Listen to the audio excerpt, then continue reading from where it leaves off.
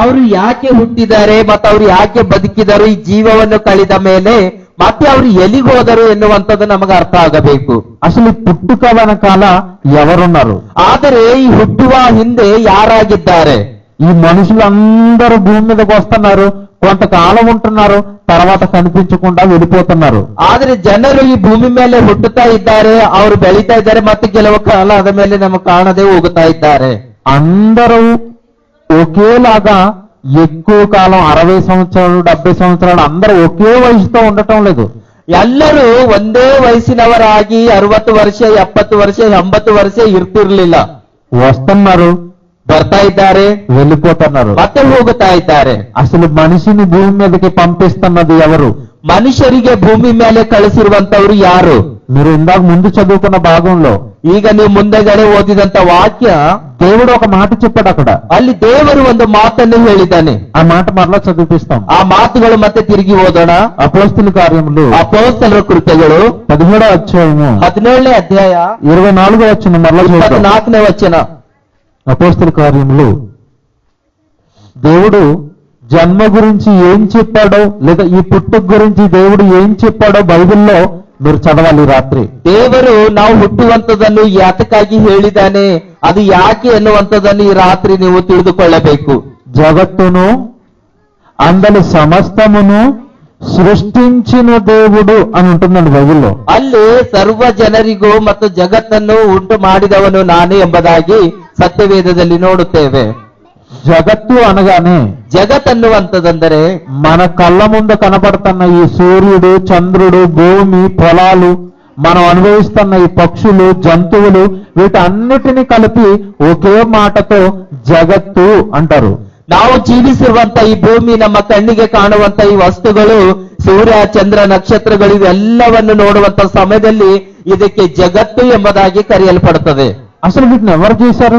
ಇದನ್ನು ಯಾರು ಸೃಷ್ಟಿ ಮಾಡಿದ್ದಾರೆ? మీరు ఎప్పుడన్నా ఆలోచించారా? ನೀವು ಆಲೋಚನೆ ಮಾಡಿದ್ದೀರಾ? ఇప్పుడు రాత్రి అయింది, ಈಗ ಕತ್ತಲಾಗಿದೆ. ఈ రాత్రి అయిపోగానే ఏమొస్తుంది? ಈ ಕತ್ತಲಾದ ಮೇಲೆ ಏನು ಬರ್ತದ್ರಿ? మాట్లాడాలి, ನೀವು ಮಾತಾಡಬೇಕು. ఏమొస్తుంది తెల్లారితే? ಕತ್ತಲು ಹೋದ ಮೇಲೆ ಏನ್ ಬರ್ತದ್ರಿ? వెలుగు రావాలి అంటే ಬೆಳಕು ಬರಬೇಕಂದರೆ ఏమి రావాలి? ಏನ್ ಬರ್ಬೇಕ್ರಿ? సూర్యుడు రావాలి, ಸೂರ್ಯ ಬರಬೇಕು. అవునా? ಹೌದಲ್ರಿ? మీకు ఒక ప్రశ్న, ನಿಮಗೊಂದು ಪ್ರಶ್ನೆ ಹಾಕ್ತೇವ್ರಿ. పొద్దున్న రాగానే వచ్చే ఆ సూర్యుడిని ఎవరు చేశారు? ಬೆಳಿಗ್ಗೆ ಆದ ತಕ್ಷಣ ಸೂರ್ಯನು ಬರುವುದು, ಅದನ್ನು ಯಾರು ಸೃಷ್ಟಿ ಮಾಡಿದರು? ఎప్పుడన్నా ఆలోచించారా? ಯಾವಾಗಾರ ನೀವು ಆಲೋಚನೆ ಮಾಡಿದ್ರಾ? సూర్యుని ఎవరు చేశారు? ಸೂರ್ಯನಿಗೆ ಯಾರು ಸೃಷ್ಟಿ ಮಾಡಿದ್ದಾರೆ? చంద్రుడిని ఎవరు చేశారు? ಆ ಚಂದ್ರನ್ನು ಯಾರು ಮಾಡಿದ್ದಾರೆ? మనం ఇల్లులు కట్టుకుని పంటలు పండిస్తున్న ఈ భూమిని ఎవరు చేశారు? ನಾವು ಮನೆಯನ್ನು ಕಟ್ಟಿಕೊಂಡು ನಾವು ಹೊಲದಲ್ಲಿ ಬೆಳೆಯನ್ನು ಕೈತಾ ಇದ್ದೇವೆ, ಈ ಭೂಮಿ ಯಾರು ಸೃಷ್ಟಿ ಮಾಡಿದ್ದಾರೆ? ఎప్పుడన్నా ఆలోచించారు ఇవన్నీ? ಯಾವಾಗಾರ ನೀವು ಆಲೋಚನೆ ಮಾಡಿದಿರಾ? అవన్నీ మనకు చెప్పడానికి, ಅವೆಲ್ಲವನ್ನು ನಮಗೆ ಹೇಳುವುದಕ್ಕಾಗಿ దేవుడు రాయించిన పుస్తకమే మన చేతుల్లో ఉన్న ఈ బైబిల్. ದೇವರು ಬರೆಸಲ್ಪಟ್ಟಂತ ಈ ಪುಸ್ತಕವೇ ನಮ್ಮ ಕೈಯಲ್ಲಿದೆ. మన గురించి చెబుతాడు దేవుడు. ನಮ್ಮ ಕುರಿತಾಗಿ ದೇವರು ಹೇಳುತ್ತಾನೆ. ఈ కళ్ళ ముందు కనపడుతున్న ఈ సృష్టి అంతటి గురించి దేవుడు చెబుతాడు. ನಮ್ಮ ಕಣ್ಣಿಗೆ ಕಾಣುವಂತೆ ಇವೆಲ್ಲ ಸೃಷ್ಟಿಯ ಕುರಿತಾಗಿ ದೇವರು ಹೇಳುತ್ತಾನೆ. అది ఎందుకు పుట్టాయో చెబుతాడు. ಅದು ಯಾಕೆ ಹುಟ್ಟಿದೆ ಎಂಬುದಾಗಿ ಹೇಳುತ್ತಾನೆ. మనం ఎందుకు పుట్టామో చెబుతాడు. ನಾವು ಯಾಕೆ ಹುಟ್ಟಿದ್ದೇವೆ ಎಂಬುದಾಗಿ ಹೇಳುತ್ತಾನೆ. ఈ పుట్టుకలన్నిటి గురించి చెప్పే ఒకే ఒక ఆయన పరలోకంలో ఉన్న దేవుడు. ಈ ಹುಟ್ಟುವುದನ್ನು ಕುರಿತಾಗಿ ಹೇಳುವಂತ ಒಬ್ಬೇ ಒಂದು ವ್ಯಕ್ತಿಯಾಗಿದ್ದಾನೆ. ಆತನು ಪರಲೋಕದಲ್ಲಿರುವಂತಹ ನಮ್ಮ ತಂದೆಯಾಗಿದ್ದಾನೆ. దేవుడే చెప్పాలి అన్ని. ಆ ದೇವರೇ ಹೇಳ್ಬೇಕು ಇವೆಲ್ಲ. మన జన్మ గురించి కూడా దేవుడే చెప్పాలి. ನಮ್ಮ ಜನ್ಮ ಕುರಿತಾಗಿ ದೇವರು ಹೇಳಬೇಕು. ఇక్కడ చెబుతున్నాడు దేవుడు. ಇಲ್ಲಿ ಹೇಳ್ತಾ ಇದ್ದಾರೆ ದೇವರು. మీరు జాగ్రత్తగా బైబిల్ చూడండి. ನೀವು ಜಾಗ್ರತೆಯಿಂದ ದೇವರ ವಾಕ್ಯವನ್ನು ನೋಡ್ರಿ. జగత్తును, ಜಗತ್ತನ್ನು, అందరి సమస్తమును, ಅದರಲ್ಲಿರುವಂತ ಸಮಸ್ತವನ್ನು నిర్మించిన దేవుడు, ನಿರ್ಮಿಸಿದ ದೇವರು, తానే ఆకాశమునకును, ಆಕಾಶಕ್ಕೆ ಆತನು, భూమికిని, ಭೂಮಿಯನ್ನು ప్రభువు. ఆకాశానికి భూమికి ప్రభు అయిన దేవుడు పరలోకంలో ఉన్నాడు. ಆಕಾಶಕ್ಕೆ ಭೂಮಿಗೆ ಪ್ರಭುವಾಗಿರುವಂತ ಆತನು ಪರಲೋಕದಲ್ಲಿ ಇದ್ದಾನೆ. ఆయన కలిగించిందే ఈ రోజు మనం అనుభవిస్తున్న ఈ ప్రకృతి అంతా. ಆತನು ಮಾಡಿದಂತದನ್ನೇ ಇದನ್ನೆಲ್ಲ ನಾವು ಅನುಭವಿಸ್ತಾ ಇದ್ದೇವೆ. ಆತನು మన పుట్టుక గురించి దేవుడు మాట్లాడుతున్నాడు. ನಾವು ಹುಟ್ಟಿರುವಂತ ಕುರಿತಾಗಿ ಆತನು ಮಾತಾಡುತ್ತಾನೆ. 26వ వచనం చదువుతున్నాను. ಆದರೆ 26ನೇ ವಚನದಲ್ಲಿ ಹೇಳುತ್ತದೆ, జాగ్రత్తగా బైబిల్ చూడండి. ಜಾಗ್ರತೆಯಿಂದ ನೀವು ದೇವರ ವಾಕ್ಯವನ್ನು ಓದಬೇಕು. 26ನೇ ವಚನ చదవండి. ನನ್ನ ಕೈಯಲ್ಲಿ ಹೇಳಿ ಕಳಿಸಿದ ಸೆರೆಯ ಯಜಮಾನನು ಈ ಮಾತುಗಳನ್ನು ಪೌಲನಿಗೆ ತಿಳಿಸಿ, ಅಧಿಪತಿಗಳು ನಿಮ್ಮನ್ನು ಬಿಟ್ಟು ಬಿಡಬೇಕೆಂದು ಹೇಳಿ కలిసిదను. 26 చదివిరా? మరియు యావత్ భూమి మీద కాపురముండుటకు తెలుగులో చెప్తున్నానండి. ఈ రోజు భూమి మీద ఉన్న మనుషులందరి పుట్టుక గురించి దేవుడు మాట్లాడుతున్నాడు. ಆತನು ಒಬ್ಬನಿಂದಲೇ ಎಲ್ಲಾ ಜನಾಂಗದವರನ್ನು ಹುಟ್ಟಿಸಿದನೆಂಬುದಾಗಿ ನೋಡುತ್ತೇವೆ. ಕರ್ನಾಟಕలో ఉన్న మీరైనా, ಕರ್ನಾಟಕದಲ್ಲಿರುವಂತ ನೀವು, హైదరాబాద్ లో ఉన్న మేమైనా, ಹೈದರಾಬಾದ್ ನಲ್ಲಿರುವಂತ ನಾವು, చెన్నైలో ఉన్నవారైనా, ಚೆನ್ನೈದಲ್ಲಿರುವಂತವರು, అమెరికాలో ఉన్నవారైనా, ಅಮೆರಿಕದಲ್ಲಿರುವವರು, ఏ రోజు భూమి మీద పుట్టిన వారందరి గురించి, ಈ ಭೂಮಿಯ ಮೇಲೆ ಹುಟ್ಟಿರೋರು ಎಲ್ಲರನ್ನು ಕುರಿತಾಗಿ బైబిల్ మాట్లాడుతుంది, బైబిల్ చెబుతుంది. ಬೈಬಲ್ ಮಾತಾಡ್ತಾ ಇದೆ, ಬೈಬಲ್ ನಮ್ಗೆ ಹೇಳುತ್ತಾ ಇದೆ. అందరూ దేవుడు చెబుతున్నాడు, ಅದರಲ್ಲಿ ದೇವರು ಹೇಳುತ್ತಾ ಇದ್ದಾನೆ. యావత్ భూమి మీద, ఈ రోజు భూమి మీద కాపురం ఉన్న వారందరూ, ಈ ಭೂಮಿ ಮೇಲೆ ಇರುವಂತ ಈ ಒಂದು ಸಂಸಾರ ಮಾಡುವಂತ ಎಲ್ಲರಿಗೂ ఒకని నుండే వచ్చారు, ಒಬ್ಬನಿಂದಲೇ ಬಂದಿದ್ದಾರೆ. ఒకని నుండే ప్రతి జాతి మనుషులను సృష్టించాడు. ಒಬ್ಬನಿಂದಲೇ ಪ್ರತಿ ಜಾತಿ ಮನುಷ್ಯರನ್ನು ಆತನು ಸೃಷ್ಟಿ ಮಾಡಿದ್ದಾನೆ. ದೇವರು ఒకరి నుండి ಒಬ್ಬನಿಂದಲೇ మనందరిని పుట్టించాడు, ನಮ್ಮೆಲ್ಲರನ್ನು ಹುಟ್ಟಿಸಿದ್ದಾನೆ. ఇది మీకు అర్థం కావడానికి చెప్తాను, జాగ్రత్తగా వినాలి. ಯಾಕಂದ್ರೆ ಇದು ನಿಮಗೆ ಸಂಪೂರ್ಣವಾಗಿ ಅರ್ಥ ಆಗ್ಬೇಕಂತ ಹೇಳ್ತಾ ಇದ್ದೇವ್ರಿ. ఒకరి నుండే, ಒಬ್ಬನಿಂದಲೇ ఈ రోజు భూమి మీద ఉన్న మనుషులందరూ పుట్టారు. ಒಬ್ಬಾತನಿಂದಲೇ ಭೂಮಿ ಮೇಲೆ ಇರುವಂತ ಎಲ್ಲಾ ಮನುಷ್ಯರು ಹುಟ್ಟಿದ್ದಾರೆ. భూమి మీద ఉన్న మనుషులందరికీ ఒక ఆయనే తండ్రి, ఒక ఆయనే దేవుడు. ಭೂಮಿಯ ಮೇಲಿರುವಂತ ಎಲ್ಲಾ ಮನುಷ್ಯರಿಗೆ ಒಬ್ಬನೇ ತಂದೆಯಾಗಿದ್ದಾನೆ, ಒಬ್ಬನೇ ಆತನಾಗಿದ್ದಾನೆ. ఆతను భూమి మీదకి మనల్ని ఎలా పంపించాడో రాయించాడు బైబిల్లో. ಆತನು ಭೂಮಿಗೆ ನಮ್ಮನ್ನು ಯಾವ ರೀತಿಯಾಗಿ ಆತನು ಕಳಿಸಿದನೆಂಬುದಾಗಿ ಬೈಬಲ್ ನಲ್ಲಿ ಬರೆಯಲ್ಪಟ್ಟಿದೆ. బాగా వినాలి, ನೀವು ಜಾಗ್ರತೆಯಿಂದ ಕೇಳಬೇಕು. మంచి విషయం చెప్తున్నాను, ನಿಮ್ಗೆ ಒಳ್ಳೆ ವಿಷಯ ಹೇಳುತ್ತೇನೆ. మనమంతా, ನಾವೆಲ್ಲರೂ ఒకని నుండే వచ్చిన వారము, ಒಬ್ಬಾತನಿಂದಲೇ ಬಂದವರಾಗಿದ್ದೇವೆ. ఒక మనిషి నుండే మనమంతా వచ్చిన వారము భూమి మీదకి. ಒಬ್ಬ ಮನುಷ್ಯನಿಂದಲೇ ನಾವೆಲ್ಲರೂ ಬಂದಿದ್ದೇವೆ. మీకు అర్థం కావడానికి చెబుతాను, ನಿಮ್ಗೆ ಅರ್ಥ ಆಗುವುದಕ್ಕಾಗಿ ಹೇಳುತ್ತೇನೆ. ఇక్కడ ఉన్న మీరంతా, ಇಲ್ಲಿರುವಂತ ನೀವೆಲ್ಲರೂ మీరు జాగ్రత్తగా ఒక విషయాన్ని ఆలోచించాలి. ನೀವು ಜಾಗ್ರತೆಯಿಂದ ಒಂದು ವಿಷಯವನ್ನು ಅರ್ಥ ಮಾಡಿಕೊಳ್ಳಬೇಕು. పుట్టక మునుపు మీరంతా ఉన్నారా లేరా? ಹುಟ್ಟುವುದಕ್ಕಿಂತ ಮುಂಚಿತವಾಗಿ ನೀವು ಇದ್ದೀರಾ ಅಥವಾ ಇಲ್ಲ? సమాధానం చెప్పాలి. ನೀವು ಇದಕ್ಕೆ ಉತ್ತರ ಹೇಳಬೇಕು. ನಾವು ಹುಟ್ಟೋದಕ್ಕಿಂತ ಮುಂಚಿತವಾಗಿ ನಾವು ಇದ್ದೇವಾ ಅಥವಾ ಇಲ್ಲ? చెప్పండి, ಹೇಳ್ರಿ. అర్థం కాలే, లేరు అంటున్నారు. బాగుందండి, ಅರ್ಥ ಆಗಿಲ್ಲ, ಇಲ್ಲ ಅಂತ ಹೇಳ್ತಾ ಇದ್ದಾರೆ. ఇది ఏ గ్రామం అండి? ಇದು ಯಾವ ಊರು? కొల్లూరు. ಕೊಳ್ಳೂರಾಗಿದೆ. ఆ పెద్ద ఆయన కొల్లూరు గ్రామంలో జన్మించుంటాడు, అవునా? ಹೌದಲ್ಲ? ದೊಡ್ಡವರು ಈ ಒಂದು ಕೊಳ್ಳೆ ಗ್ರಾಮದಲ್ಲಿ ಹುಟ್ಟಿರ್ತಾರೆ, ಗೊತ್ತಲ್ರಿ? అవునా? ಹೌದಲ್ಲ? రైట్. ಸರಿ. మీ వయసు ఎంత అండి? మీ ఏజ్ ఎంత? ನಿಮ್ಮ ವಯಸ್ಸು ಎಷ್ಟ್ರಿ? 60 సంవత్సరాలు ఆయనకి. ಅವ್ರ ಏಜ್ ಒಂದು 60 ಆಗಿದೆ. 60 సంవత్సరాలకు క్రితం, 60 ವರ್ಷಗಳ ಹಿಂದೆ ఆయన భూమి మీదకి పుట్టక మునుపు, ಆತನು ಭೂಮಿ ಮೇಲೆ ಹುಟ್ಟಿದ್ಕಿನ ಮುಂಚಿತ ఆయన ఉన్నాడా లేడా?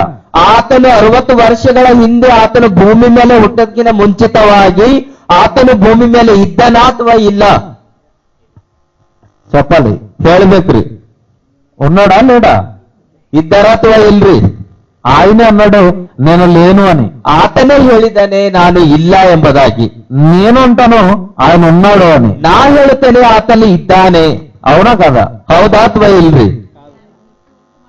జాగ్రత్తగా ఆలోచించండి, ಜಾಗ್ರತೆಯಿಂದ ಕೇಳಬೇಕ್ರಿ. ఆయన పుట్టక మునుపు 9 నెలలు ఒక చోట ఉంటాడు. ಆತನು ಹುಟ್ಟೋದಕ್ಕಿಂತ ಮುಂಚಿತವಾಗಿ 9 ತಿಂಗಳು ಒಂದು ಸ್ಥಳದಲ್ಲಿ ಇರುತ್ತಾನ್ರಿ. లేడా? ಹೌದಾ ಅಥವಾ ಇಲ್ರಿ? లేడా? ಹರನ ಇಲ್ಲ? ಅರ್ಥ ಆಯ್ತಾ?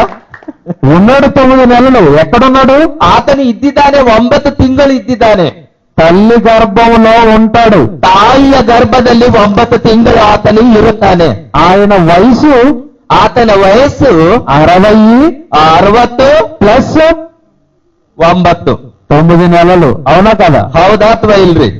60 సంవత్సరాలే కాదు, 9 నెలలు తల్లి గర్భంలో ఉన్నాడు. అవునా? ಆತನು 60 ವರ್ಷ ಅಲ್ಲ, ಆತನು 9 ತಿಂಗಳು ತಾಯಿಯ ಗರ್ಭದಲ್ಲಿ ಆತನು ಇದ್ದನು. 9 నెలలు ఉన్న తర్వాత భూమి మీదకి తల్లి గర్భం నుండి వచ్చాడు. ಆತನು 9 ತಿಂಗಳು ತಾಯಿಯ ಗರ್ಭದಲ್ಲಿ ಇದ್ದುಕೊಂಡು 9 ತಿಂಗಳಾದ ಮೇಲೆ ಆತನು ಭೂಮಿಯ ಮೇಲೆ ಬಂದಿದ್ದಾನೆ. ఇప్పుడు ఒక విషయం తెలిసింది మీకు. ಈಗ ನಿಮ್ಗೆ ಒಂದೇ ಒಂದು ವಿಷಯ ಗೊತ್ತಾಗಿದೆ. మనుషులు భూమి మీదకి రాక మునుపే ఉంటారు. అవునా? ಮನುಷ್ಯನು ಭೂಮಿಯ ಮೇಲೆ ಬರೋದಕ್ಕಿಂತ ಮುಂಚಿತವಾಗಿ ಇರುತ್ತಾರೆ. ఎక్కడ ఉంటున్నారు? ಎಲ್ಲಿರ್ತಾ ಇದ್ದಾರೆ? తల్లి గర్భంలో. ತಾಯಿಯ ಗರ್ಭದಲ್ಲಿ. ఇంకొక విషయం చెప్తాను. ಇನ್ನ ಒಂದು ವಿಷಯ ನಿಮಗೆ ಹೇಳುತ್ತೇನೆ. తల్లి గర్భంలోకి ఆయన రాక మునుపు ఎక్కడ ఉన్నాడు? ತಾಯಿಯ ಗರ್ಭದಲ್ಲಿ ಬರೋದಕ್ಕಿಂತ ಮುಂಚಿತವಾಗಿ ಆತನು ಎಲ್ಲಿದ್ದಾನೆ? ఎవరికైనా తెలుసా? ಯಾರಿಗಾದ್ರೂ ಗೊತ್ತಾ? ఎవరికి తెలుసు? ಯಾರಿಗ್ ಗೊತ್ತ್ರಿ? ತಾಯಿಯ ಗರ್ಭದಲ್ಲಿ ಬರೋದಕ್ಕಿಂತ ಮುಂಚಿತವಾಗಿ ಆ ವ್ಯಕ್ತಿ ಎಲ್ಲಿದ್ದರು? తెలియదు కదండి. ಗೊತ್ತಿಲ್ಲ. దేవుడు బైబిల్ దేవుడి దగ్గర అంటున్నారు కదా, ದೇವ್ರ ಬಲ್ಲತ್ತಿರಲ್ಲ, ತಪ್ಪದರಿ. తప్పు. బైబిల్ చదువుదాం. ಬೈಬಲ್ ಓದರ್ರಿ ವಾಕ್ಯದಲ್ಲಿ. మత్తయి సువార్త ಮತ್ತೇನು ಬರ್ದ ಸುವಾರ್ತೆ? మొదటి అధ్యాయము. ಮತ್ತೇನು ಬರ್ದ ಸುವಾರ್ತೆ? ಮೊದಲನೇ ಅಧ್ಯಾಯ 2వ వచనం చదువుదాం. వాడు బైబిల్ లేని వాడు జాగ్రత్తగా వినండి. వినమని చెప్పండి అన్న, బైబిల్ లేకపోతే. ಬೈಬಲ್ ಇರಲ್ಲೋದವರು ಜಾಗ್ರತೆಯಿಂದ ಕೇಳ್ರಿ. ಮತ್ತೇನು ಬರ್ದ ಸುವಾರ್ತೆ? ಮೊದಲನೇ ಅಧ್ಯಾಯ. వినాలి, బాగా వినాలి, ಜಾಗ್ರತೆಯಿಂದ ಕೇಳಬೇಕು. 2వ వచనం చదవండి అన్న. మత్తయి సువార్త మొదటి అధ్యాయము 2వ వచనం. 1 ಮತ್ತೇನು ಬರ್ದ ಸುವಾರ್ತೆ? ಮೊದಲನೇ ಅಧ್ಯಾಯ 2ನೇ ವಚನವನ್ನು ಓದುತ್ತೇನೆ, ಜಾಗ್ರತೆಯಿಂದ ಕೇಳ್ರಿ. వినాలి. దేవుడు ఏం చెప్తున్నాడో వినాలి మీరు. ಇಲ್ಲಿ ದೇವರು ಏನು ಹೇಳ್ತಾ ಇದ್ದಾನೆಂಬುದಾಗಿ ಜಾಗ್ರತೆಯಿಂದ ಕೇಳಬೇಕು. ಅಬ್ರಾಮನು ಇಸಾಕನನ್ನು ಪಡೆದನು, ಇಸಾಕನು ಯಾಕೂಬನನ್ನು ಪಡೆದನು, ಯಾಕೂಬನು ಯಹೂದರನ್ನು ಅವರ ಅಣ್ಣ ತಮ್ಮಂದರನ್ನು ಪಡೆದನು, ಯಹೂದರು ತಾರ್ಮಾಳದಲ್ಲಿ ಫೆರೋಚಿನನ್ನು ಜೆಹೋರನನ್ನು ಪಡೆದನು. చాలు. ఎవరు మీలో ఎంతమందికి అబ్రహాం తెలుసు? ನಿಮ್ಮೆಲ್ಲರಿಗೂ ಅಬ್ರಾಮನು ಗೊತ್ತಾ? తెలుసా? ಗೊತ್ತಲ್ರಿ? తెలీదా? బైబిల్ చదవలేదండి ఇప్పుడు. ಬೈಬಲ್ ಓದಲಿಲ್ಲ ಅಬ್ರಾಮನ ಕುರಿತಾಗಿ? అబ్రహాము అనే ఒక ఆయన భక్తుడు బైబిల్లో ఉన్నాడు. ಅಬ್ರಾಮ್ ಎನ್ನುವಂತ ಒಬ್ಬ ವ್ಯಕ್ತಿ ಭಕ್ತನು ಸತ್ಯವೇದದಲ್ಲಿದ್ದಾನೆ. ఆయనకి పుట్టిన కుమారుడు ఇస్సాకు. ಆತನಿಗೆ ಹುಟ್ಟಿದಂತ ಮಗ ಇಸಾಕನು ಆಗಿದ್ದಾನೆ. ఆ ఇస్సాకు గారికి పుట్టిన కుమారుడు యాకోబు. ಆ ಇಸಾಕನಿಗೆ ಹುಟ್ಟಿದಂತ ಮಗ ಯಾಕೂಬನು ಆಗಿದ್ದಾನೆ. వీళ్ళంతా ఒక వంశానికి చెందినవారు. ಇವರೆಲ್ಲ ಒಂದು ವಂಶಕ್ಕೆ ಸಂಬಂಧಪಟ್ಟಿದವರು. ఇక్కడ మాట్లాడుతూ ಇಲ್ಲಿ ಮಾತಾಡುತ್ತಾ మీరు బాగా వినాలి మీరందరూ. ನೀವು ಜಾಗ್ರತೆಯಿಂದ ಕೇಳಬೇಕು. అబ్రహాము ఇస్సాకును కనెను అని ఉంది బైబిల్లో. ಇಲ್ಲಿ ಅಬ್ರಾಮನು ಇಸಾಕನನ್ನು ಪಡೆದನು ಎಂಬುದಾಗಿ ಬೈಬಲ್ ಅಲ್ಲಿದೆ. మంచి విషయం. ಇದು ಒಳ್ಳೆ ವಿಷಯವಾಗಿದೆ. జాగ్రత్తగా ఆలోచిస్తేనే కానీ అర్థం కాని విషయం. ಆದರೆ ಜಾಗ್ರತೆಯಾಗಿ ಕೇಳುವುದರಿಂದ ಅರ್ಥ ಆಗಲಾರದಂತ ವಿಷಯ. ఇప్పుడు ఒక ప్రశ్న వేస్తాను మీకు. ಮತ್ತೆ ನಿಮಗೆ ತಿರುಗೊಂದು ಪ್ರಶ್ನೆ ಹಾಕುತ್ತೇನೆ. పిల్లల్ని కనేది తల్లుల తండ్రుల? ಮಕ್ಕಳನ್ನು ಹುಟ್ಟಿಸುವುದು ತಂದೆನಾ ಅಥವಾ ತಾಯಿ?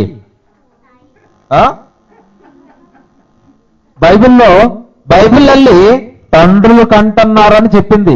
ಆದರೆ ತಂದೆ ಎಂಬುದಾಗಿ ಸತ್ಯವೇದದಲ್ಲಿ ಹೇಳುತ್ತಾ ಇದೆ. మీరేమంటారు? ನೀವೇನಂತ್ರಿ?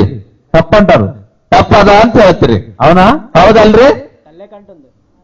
ఎవరు కంటున్నారు? ಯಾರು ಹುಟ್ಟಿಸ್ತಾ ಇದ್ದಾರೆ ಮಕ್ಕಳಿಗೆ? తల్ల తండ్ర? ತಾಯಿ ಅಥವಾ ತಂದೆ? పిల్లల్ని కానేది తల్లులు కాదు. ఎవరు? ಮಕ್ಕಳನ್ನು ಹುಟ್ಟಿಸುವುದು ತಾಯಿ ಅಲ್ಲ. తండ్రికి తల్లికి వివాహం అయిన తర్వాతే మనం పుడతాం. ತಾಯಿಗೆ ತಂದೆಗೆ ಮದುವೆ ಆದ ಮೇಲೆ ನಾವು ಹುಟ್ಟುತ್ತೇವೆ. తల్లికి వివాహం జరగకపోతే పిల్లలు పుడతారా? ಆದ್ರೆ ತಾಯಿಗೆ ಮದುವೆ ಆಗಲಾದ್ರೆ ಮಕ್ಕಳು ಹುಟ್ಟುತ್ತಾರೇನ್ರಿ? పుట్టరు. ಹುಟ್ಟಲ್ರು. అంటే తల్లిలోకి ఆ కుమారుడు రావాలి అంటే, ఆ కుమార్తె రావాలి అంటే ఎవరిలో నుండి రావాలి? ಆದರೆ ಆ ತಂದೆ ತಾಯಿಗೆ ಒಂದು ಕುಮಾರನ ಒಂದು ಕುಮಾರ್ತೆ ಬರ್ಬೇಕಂದ್ರೆ ಅದು ಯಾರ್ಲಿಂದ ಬರ್ಬೇಕ್ರಿ? తండ్రి నుండి రావాలి. ಅದು ತಂದೆಯಿಂದಲೇ ಬರಬೇಕು. తండ్రి నుండి తల్లిలోకి రావాలి. ತಂದೆಯಿಂದ ತಾಯಿಗೆ ಬರಬೇಕು. తల్లిలో 9 నెలలు ఉండాలి. ಆದ್ರೆ ತಾಯಿಯ ಗರ್ಭದಲ್ಲಿ 9 ತಿಂಗಳು ಇರಬೇಕು. తర్వాత భూమి మీదకి రావాలి. ಆಮೇಲೆ ಮತ್ತೆ ಭೂಮಿಯ ಮೇಲೆ ಬರಬೇಕು. అవునా? ಹೌದಾ ಅಥವಾ ಇಲ್ರಿ? రైటా? ಕರೆಕ್ಟ್ ಅದನಾ? జాగ్రత్తగా వినాలి. ಜಾಗ್ರತೆಯಿಂದ ಕೇಳ್ರಿ. ఇదే నిజం. ಇದೇ ಸತ್ಯ. ఇదే బైబిల్ చెప్పింది. ఇదే సత్యవేద ಹೇಳುತ್ತದೆ. ఒకని నుండే ప్రతి జాతి మనుషులను దేవుడు ఇలాగే పుట్టించాడు. ಆದರೂ ಒಬ್ಬಾತನಿಂದಲೇ ಪ್ರತಿ ಒಂದು ಜಾತಿ ಮನುಷ್ಯನನ್ನು ಇದೇ ರೀತಿಯಾಗಿ ಆತನು ಹುಟ್ಟಿಸಿದ್ದಾನೆ. ప్రారంభంలో ఒక్క మనిషిని చేశాడు దేవుడు. ಪ್ರಾರಂಭದಲ್ಲಿ ಒಬ್ಬ ಒಂದು ವ್ಯಕ್ತಿಯನ್ನು ಸೃಷ್ಟಿ ಮಾಡಿದನು. ఆయన పేరే ఆదాము. ಆತನ ಹೆಸರೇ ಆದಾಮನು ಆಗಿದ್ದಾನೆ. ఆదాము నుండే, ಆ ಆದಾಮನಿಂದಲೇ ఈ రోజు భూమి మీద ఉన్న మనమంతా వచ్చాం. ಆದಾಮನಿಂದಲೇ ಭೂಮಿ ಮೇಲಿರುವಂತ ನಾವೆಲ್ಲರೂ ಸಹ ಬಂದಿದ್ದೇವೆ. ప్రారంభంలో ఒక మనిషిని చేశాడు, ಪ್ರಾರಂಭದಲ್ಲಿ ಒಬ್ಬ ಮನುಷ್ಯನಿಗೆ ಉಂಟು ಮಾಡಿದನು. తర్వాత మరొక స్త్రీని చేశాడు, ಮತ್ತೆ ಅದಾದ ಮೇಲೆ ಒಂದು ಸ್ತ್ರೀಗೆ ಉಂಟು ಮಾಡಿದನು. వారిద్దరిని కలపటం వలన ఈ రోజు భూమి మీదకున్న మనుషులందరినీ పంపించాడు. ಅವರಿಬ್ಬರನ್ನು ಒಟ್ಟು ಸೇರಿಸಿದರಿಂದ ಇವತ್ತು ಭೂಮಿ ಮೇಲಿರುವಂತ ಎಲ್ಲಾ ಜನರು ಬಂದಿದ್ದಾರೆ. అదే బైబిల్లో ఇందాక మీరు చదువుకున్నారు. ಅದೇ ಬೈಬಲ್ ಅಲ್ಲಿ ಇಲ್ಲಿವರೆಗೆ ನೀವು ಓದಿದ್ದೀರಿ. ఒకని నుండే ప్రతి జాతి మనుషులను ಸೃಷ್ಟಿಂಚಾಡು. ಒಬ್ಬಾತನಿಂದಲೇ ಪ್ರತಿಯೊಂದು ಜಾತಿ ಮನುಷ್ಯನನ್ನು ಆತನು ಸೃಷ್ಟಿ ಮಾಡಿದ್ದಾನೆ. ఒకని నుండి, ಒಬ್ಬಾತನಿಂದಲೇ, అతను నుండి మనమంతా వచ్చాం. ಆತನಿಂದಲೇ ನಾವೆಲ್ಲರೂ ಬಂದಿದ್ದೇವೆ. ఇది మీకు అర్థం కావడానికి మంచి విషయం చెప్తాను, జాగ్రత్తగా. ನಿಮಗೆ ಅರ್ಥ ಆಗುವುದಕ್ಕಾಗಿ ಒಂದು ಒಳ್ಳೆ ವಿಷಯವನ್ನು ನಿಮಗೆ ಹೇಳುತ್ತೇನೆ. నేను వాక్యం చెప్పడానికి, ನಾನು ವಾಕ್ಯವನ್ನು ಹೇಳುವುದಕ್ಕಾಗಿ హైదరాబాద్ నుండి వచ్చాను. ಹೈದರಾಬಾದ್ನಿಂದ ಬಂದಿದ್ದೇನೆ. నేను హైదరాబాద్ లో పుట్టాను. ನಾನು ಹೈದರಾಬಾದ್ನಲ್ಲಿ ಹುಟ್ಟಿದ್ದೇನೆ. జాగ్రత్తగా వినాలి, ಜಾಗ್ರತೆಯಿಂದ ಕೇಳ್ರಿ. ನನಗೆ నా జీవితాన్ని, ನನ್ನ ಜೀವಿತವನ್ನು, నా చరిత్రను, ನನ್ನ ಚರಿತ್ರೆಯನ್ನು వెనక్కి తీసుకువెళ్తున్నాను. ಆತರ ಹಿಂದುಗಡೆ ತೆಗೆದುಕೊಂಡು ಹೋಗುತ್ತಾ ಇದ್ದೇನೆ. వాక్యం చెప్పడానికి ఎక్కడి నుండి వచ్చాను? ಆ ವಾಕ್ಯ ಹೇಳುವುದಕ್ಕಾಗಿ ಎಲ್ಲಿಂದ ಬಂದಿದ್ದೀರಿ? మీరు మాట్లాడాలి ఇప్పటి నుంచి. ನೀವು ಮಾತಾಡಬೇಕು. ವಾಕ್ಯ ಹೇಳುವುದಕ್ಕಾಗಿ ಎಲ್ಲಿಂದ ಬಂದಾರ? హైదరాబాద్. హైదరాబాద్ లో పుట్టాను, ఎక్కడికి వచ్చాను? ಹೈದರಾಬಾದ್ ನಲ್ಲಿ ಹುಟ್ಟಿದ್ದೇನೆ, ಅಲ್ಲಿಂದ ಇಲ್ಲಿಗೆ ಬಂದಿದ್ದೇನೆ. తిరిగి నేను మళ్ళా ఎక్కడికి వెళ్ళాలి? ಮತ್ತೆ ತಿರುಗಿ ನಾ ಎಲ್ಲಿಗೆ ಹೋಗ್ಬೇಕ್ರಿ? ಹೈದರಾಬಾದ್ಗೆ ಹೋಗ್ಬೇಕು. మంచి విషయం, జాగ్రత్తగా వినండి. ಒಳ್ಳೆ ವಿಷಯ, ಜಾಗ್ರತೆಯಿಂದ ಕೇಳ್ರಿ. నేను ఇక్కడకు హైదరాబాద్ నుండి వచ్చాను. ನಾನು ಇಲ್ಲಿಗೆ ಹೈದರಾಬಾದ್ಲಿಂದ ಬಂದಿದ್ದೇನೆ. వెనక్కి వెళ్ళిపోతున్నాను, ಮತ್ತೆ ತಿರುಗಿ ಹೋಗುತ್ತೇನೆ. నేను ఇక్కడికి రాకమునుపు హైదరాబాద్ లో ఉన్నాను. ನಾನು ಇಲ್ಲಿಗೆ ಬರೋದಕ್ಕಿಂತ ಮುಂಚಿತವಾಗಿ ಹೈದರಾಬಾದ್ ನಲ್ಲಿ ಇದ್ದೇನೆ. హైదరాబాద్ లోకి రాకమునుపు ఎక్కడున్నాను? ಹೈದರಾಬಾದ್కి ಬರೋದಕ್ಕಿಂತ ಮುಂಚಿತವಾಗಿ ನಾ ಎಲ್ಲಿದ್ರಿ? ఎక్కడ? ಎಲ್ಲಿದ್ದ? ಈಗ ಕೇಳಿದ್ರಲ್ಲ, ಹೇಳ್ರಿ. ತಾಯಿ ಗರ್ಭದಲ್ಲಿ 9 నెలలు తల్లి గర్భంలో ఉన్నాను. అవునా? ನಾನು 9 ತಿಂಗಳು ತಾಯಿಯ ಗರ್ಭದಲ್ಲಿ ಇದ್ದೇನೆ ಎಂಬುದಾಗಿ ಹೇಳಿದೆವು. హైదరాబాద్ లోకి రాకమునుపు తల్లి గర్భంలో ఉన్నాను. ಹೈದರಾಬಾದ್కి ಬರೋದಕ್ಕಿಂತ ಮುಂಚಿತವಾಗಿ ತಾಯಿ ಗರ್ಭದಲ್ಲಿ ಇದ್ದ. తల్లి గర్భంలోకి రాకమునుపు ఎక్కడున్నాను? ತಾಯಿಯ ಗರ್ಭದಲ್ಲಿ ಬರೋದಕ್ಕಿಂತ ಮುಂಚಿತವಾಗಿ ಎಲ್ಲಿದ್ದಿರು? తండ్రిలో ఉంటాను. ತಂದೆಯಲ್ಲಿ ಇದ್ದೇನು. నేను నా తండ్రిలో ఉన్నానా? ನಾನು ನನ್ನ ತಂದೆಯಲ್ಲಿದ್ದೇನಾ? నా తండ్రిని వెనక్కి తీసుకువెళ్ళిపోతే, ನನ್ನ ತಂದೆಗೆ ಮತ್ತೆ ಆತನ ಹಿಂದುಗಡೆ ತೆಗೆದುಕೊಂಡು ಹೋದರೆ ఆయన ఎక్కడికి వెళ్ళిపోతాడు? ಆತನ ಎಲ್ಲಿಗೆ ಹೋಯ್ತನ್ರಿ? ఆయన తండ్రిలోకి వెళ్ళిపోతాడు. ಆತನ ತಂದೆ ಒಳಗಡೆ ಆತನು ಹೋಗುತ್ತಾನೆ. అంటే ನಾನು, మా నాన్న, ನನ್ನ ತಂದೆ, మా తాతయ్యలో ఉంటాం. ಮತ್ತೆ ನನ್ನ ಅಜ್ಜಿ ತಾತಗಳು మా తాతయ్యలో ఉంటాం. ಅವರು ಮತ್ತೆ ಅವ್ರ ತಾತನಲ್ಲಿ ಇರ್ತಾರೆ. మా తాతను వెనక్కి తీసుకువెళ్ళిపోతే, ಮತ್ತೆ ನಮ್ಮ ತಾತನಿಗೆ ಅದರ ಹಿಂದುಗಡೆ ತೆಗೆದುಕೊಂಡು ಹೋದರೆ వాళ్ళ నాన్నలోకి వెళ్ళిపోతారు. ಮತ್ತೆ ಅವ್ರ ತಂದೆ ಒಳಗೆ ಅವ್ರು ಇರ್ತಾರ್ರಿ. ఇలా మీరు వెళ్ళిపోండి. ಹಿಂಗ್ ನೀವೇ ನಿಮ್ಮ ಒಂದು ಕುಟುಂಬ ಸಂಸಾರದಾಗ ನೀವು ಹೋಗ್ರಿ. ఎక్కడికి వెళ్ళిపోతారు? ಎಲ್ಲಿಗೆ ಹೋಯ್ತೀರಿ ನೀವೆಲ್ಲರೂ? మీ కుటుంబాలందరికీ కలిపి ఒక పెద్ద ఉంటాడు. ಆದರೆ ನಿಮ್ಮ ಎಲ್ಲ ಕುಟುಂಬಕ್ಕೆ ಒಟ್ಟಾರ ಸೇರಿದರೆ ನಿಮ್ಮ ಒಂದು ಕುಟುಂಬಕ್ಕೆ ಹಿರಿಯನು ಯಜಮಾನನಾಗಿರುವ ಒಬ್ಬ ಮನುಷ್ಯನು ಇರ್ತಾನ್ರಿ. అవునా? ಹೌದಾ ಅಥವಾ ಇಲ್ರಿ? ఆ పెద్ద ఆయనకు ఒక కుటుంబం ఉంటుంది. ಆ ದೊಡ್ಡ ಮನುಷ್ಯನಿಗೆ ಒಂದು ಕುಟುಂಬ ಇರುತ್ತದೆ. ఆ కుటుంబం ఆయన నుండి వచ్చింది. అవునా కదా? ಆ ಕುಟುಂಬ ಆತನಿಂದಲೇ ಬಂದಿದೆ. ಹೌದಾ ಅಥವಾ ಇಲ್ಲ? అవునా? ಹೌದಲ್ರಿ? ఆయనకు కొడుకులు, ఆయనకు కూతుర్లు, ఆయనకు మనవళ్ళు, ಆತನಿಗೆ ಒಂದು ಮಕ್ಕಳು, ಹೆಣ್ಣು ಮಕ್ಕಳು, ಮತ್ತು ಆತನಿಗೆ ಒಂದು ಸೊಸೆಯಂದರು ಇರ್ತಾರೆ. ఆయన కుటుంబం అంతా రావడానికి ఎవరు కారణం? ಆ ಒಂದು ಕುಟುಂಬ ಎಲ್ಲ ಬರುವುದಕ್ಕಾಗಿ ಯಾರು ಕಾರಣರ್ರಿ? ఎవరు? ಯಾರು? ఆయన. ಆ ಒಂದು ದೊಡ್ಡ ವ್ಯಕ್ತಿ. అవునా? ಹೌದಲ್ರಿ? అతని నుండి ఆయన కుటుంబం అంతా వచ్చింది. ಆತನಿಂದಲೇ ಆತನ ಒಂದು ಕುಟುಂಬ ಬಂದಿದೆ.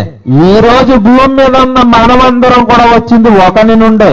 ಈ ಭೂಮಿ ಮೇಲೆ ಇರುವಂತ ನಾವೆಲ್ಲರೂ ಸಹ ಬಂದಿರುವುದು ಒಬ್ಬಾತನಿಂದಲೇ. ఇప్పుడు బైబిల్లో ఉన్న ఆ మాట ఇప్పుడు చదవండి. ಈ ಬೈಬಲ್ ನಲ್ಲಿರುವಂತ ಮಾತು ಈಗ ಓದ್ರಿ. అపోస్తల కార్యములు, ಅಪೊಸ್ತಲರ ಕೃತ್ಯಗಳು 17వ అధ్యాయము 17ನೇ ಅಧ್ಯಾಯ 26వ వచనము 26ನೇ ವಚನ. అపోస్తల కార్యములు 17:26. ಅಪೊಸ್ತಲರ ಕೃತ್ಯಗಳು 17ನೇ ಅಧ್ಯಾಯ 26ನೇ ವಚನ.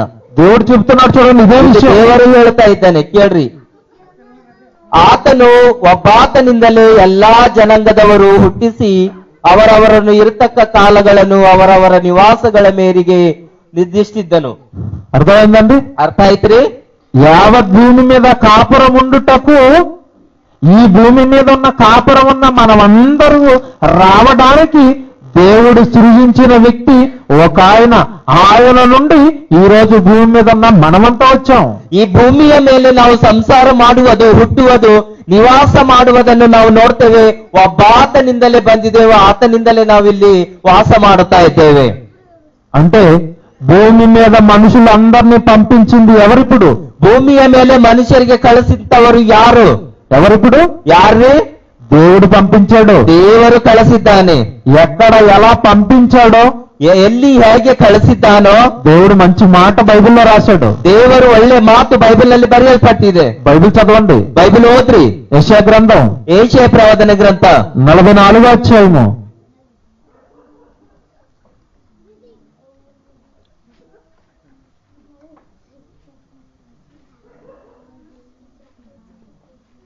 ಯೆಶಾಯ 44ನೇ ಅಧ್ಯಾಯ 2వ వచనం చదువుతున్నారు. 2ನೇ ವಚನ. యెషయా గ్రంథము ಯೆಶಾಯ ಪ್ರವಾದನ ಗ್ರಂಥ 44వ అధ్యాయము 44ನೇ ಅಧ್ಯಾಯ 2వ వచనము. 2ನೇ ವಚನ. వినండి జాగ్రత్త. ಈಗ ಕೇಳು, ನಿನ್ನನ್ನು ನಿರ್ಮಾಣ ಮಾಡಿದ ಗರ್ಭದಿಂದಲೂ ರೂಪಿಸುತ್ತಾ ಬಂದು ನಿನಗೆ ಸಹಾಯ ಮಾಡುವನು ಯೆಹೋವನೇ.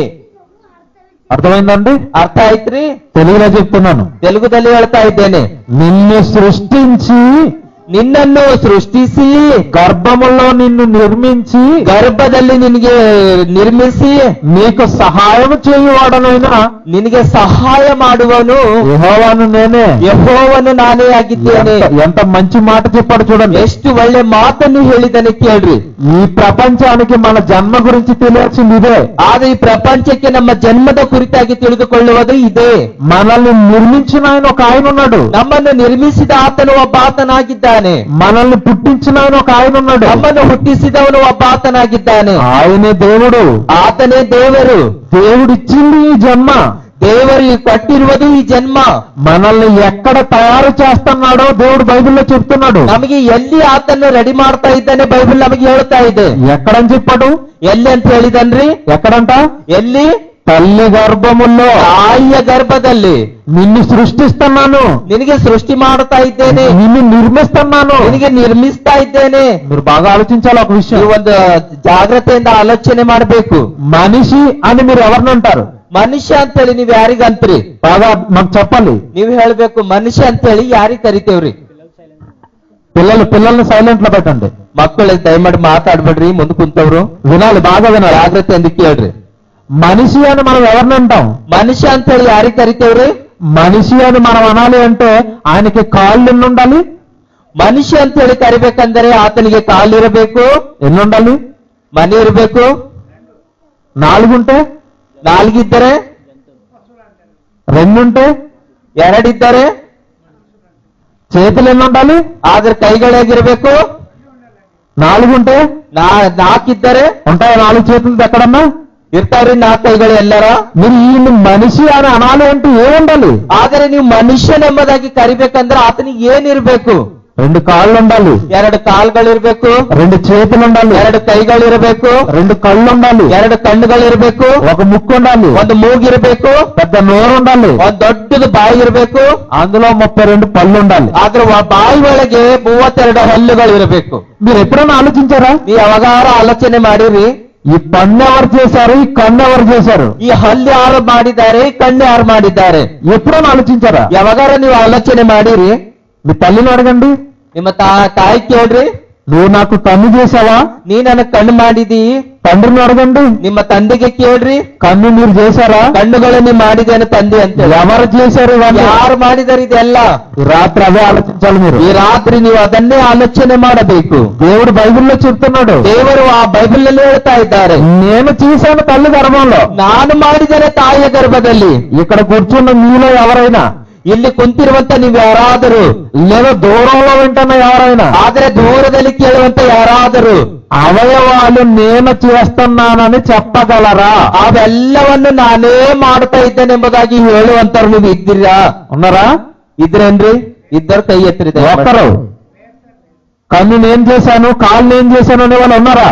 ಯಾರಾದ್ರೂ ಕಣ್ಣು ನಾ ಮಾಡಿದೆ, ಕಾಲು ನಾ ಮಾಡಿದೆ ಅಂತವ್ರು ಇద్దರು ಕೈ ಎತ್ತರಿ. పోనీ ಹೋಗ್ಲಿ. ఇంకొక విషయం చెప్తాను. ಇನ್ನ ಒಂದು ವಿಷಯ ನಿಮಗೆ ಹೇಳುತ್ತೇನೆ. మనకి ఫ్రిడ్జ్లు అమ్మే షాపులు ఉన్నాయి, ಆದರೆ ನಮಗೆ ಫ್ರಿಡ್ಜ್ ಮಾರುವಂತ ಶಾಪ್ಗಳಿವೆ. టీవీలు అమ్మే షాపులు ఉన్నాయి, ಆದರೆ ಟಿವಿ ಮಾರುವಂತ ಶಾಪ್ಗಳಿವೆ. బైక్స్ మోటార్ సైకిల్ అమ్మే షాపులు ఉన్నాయి, ಆದರೆ ಬೈಕ್ಗಳು, ಮೋಟಾರ್ ಸೈಕಲ್ ಮಾರುವಂತ ದುಕಾನ್ಗಳಿವೆ. కార్లు అమ్మే షాపులు ఉన్నాయి, ಆದರೆ ಕಾರ್ಗಳು ಮಾರುವಂತ ದುಕಾನ್ ಇದೆ. చేతులు అమ్మే షాపులు ఎక్కడన్నా కనపడ్డాయా? ಕೈಗಳು ಮಾರುವಂತ ದುಕಾನ್ ಎಲ್ಲರೂ ನಿಮಗೆ ಕಾಣಿಸಿದೇನ್ರಿ? ಕಾಣಿಸಿಲ್ಲ. ఎక్కడన్నా ఫ్యాక్టరీలు ఉన్నాయా? ಎಲ್ಲರ ಕೈಗಳನ್ನು ಮಾಡುವಂತ ಫ್ಯಾಕ್ಟ್ರಿ ನೋಡ್ರಿ ಎಲ್ಲರ. రక్తం చేసే ఫ్యాక్టరీలు, ರಕ್ತ ಮಾಡುವಂತ ಫ್ಯಾಕ್ಟ್ರಿ, కళ్ళు చేసే ఫ్యాక్టరీలు, ಹಣ್ಣುಗಳು ಮಾಡುವಂತ ಫ್ಯಾಕ್ಟ್ರಿಗಳು, పళ్ళు చేసే ఫ్యాక్టరీలు, ಹಣ್ಣುಗಳು ಮಾಡುವಂತ ಫ್ಯಾಕ್ಟ್ರಿಗಳು కనపడతాయా? ಕಾಣುತ್ತವೇನ್ರಿ ನಿಮ್ ಕಣ್ಣಿಗೆ? ఎక్కడ లేవా? ಇಲ್ಲ, లేవు. ಇಲ್ಲ. ఎందుకంటే ಯಾಕಂದರೆ అవి మనిషి చెయ్యలేడు. ಅವು ಮನುಷ್ಯನು ಮಾಡುವಂತ ಕೆಲಸ ಅಲ್ಲ. ఎవరు చెయ్యాలవన్నీ? ಅದೆಲ್ಲ ಯಾರು ಮಾಡ್ಬೇಕು? దేవుడు చేస్తున్నాడు. ದೇವರು ಮಾಡುತ್ತಾ ಇದ್ದಾನೆ. కాదనగలం అదిన్ని. ಆದರೆ ಇದನ್ನು ಬ್ಯಾಡ್ ಅಂತೇವೇನ್ರಿ? మీరు ఆలోచించాలి. ನೀವು ಆಲೋಚನೆ ಮಾಡ್ಬೇಕು. తల్లి గర్భంలో ತಾಯಿಯ ಗರ್ಭದಲ್ಲಿ 9 నెలలు మీరు ఎందుకుంటారో తెలుసా? ಆದರೆ 9 ತಿಂಗಳ ತಾಯಿಯ ಗರ್ಭದಲ್ಲಿ ನೀವ್ ಯಾಕಿರ್ತೀರಿ ಗೊತ್ತಾ? 3వ నెలను పుట్టొచ్చు కదా? ಆ 3 ತಿಂಗಳಲ್ಲಿ ಹುಟ್ಟಬೇಕಲ್ರಿ? 2వ నెల 2 ತಿಂಗಳು పుట్టరు. ಈ ಹುಟ್ಟಲ್ರು.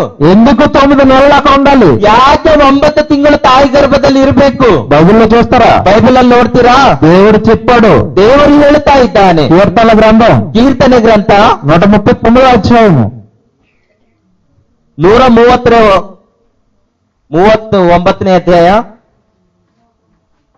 ಕೀರ್ತನೆ 139ನೇ ಅಧ್ಯಾಯ 16వ వచనం చదువుదాం. 16ನೇ ವಚನ.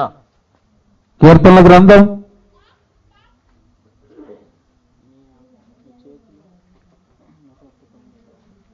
కీర్తనల గ్రంథం 139వ అధ్యాయము 13వ వచనం అండి. 139:13 రైట్, చదవండి. ನನ್ನ ಅಂತರೇಗಳನ್ನು ಉಂಟು ಮಾಡಿದವನು, ತಾಯಿಯ ಗರ್ಭದಲ್ಲಿ ನನ್ನನ್ನು ರೂಪಿಸಿದವನು ನೀನಲ್ಲವೋ? ನೀನು ನನ್ನನ್ನು ಅದ್ಭುತವಾಗಿಯೂ ವಿಚಿತ್ರವಾಗಿ ರಚಿಸಿದರಿಂದ ನಿನ್ನನ್ನು ಕೊಂಡಾಡುತ್ತೇನೆ. 16 16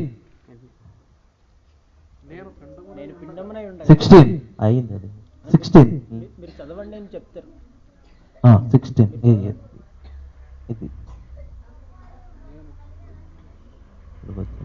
అదే చదవండి.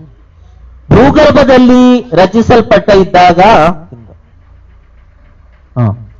ನಾನಿನ್ನು ಕೇವಲ ಪಿಂಡನಾಗಿರುವಾಗ ನಿನ್ನ ಕಣ್ಣುಗಳು ನನ್ನನ್ನು ನೋಡಿದವು.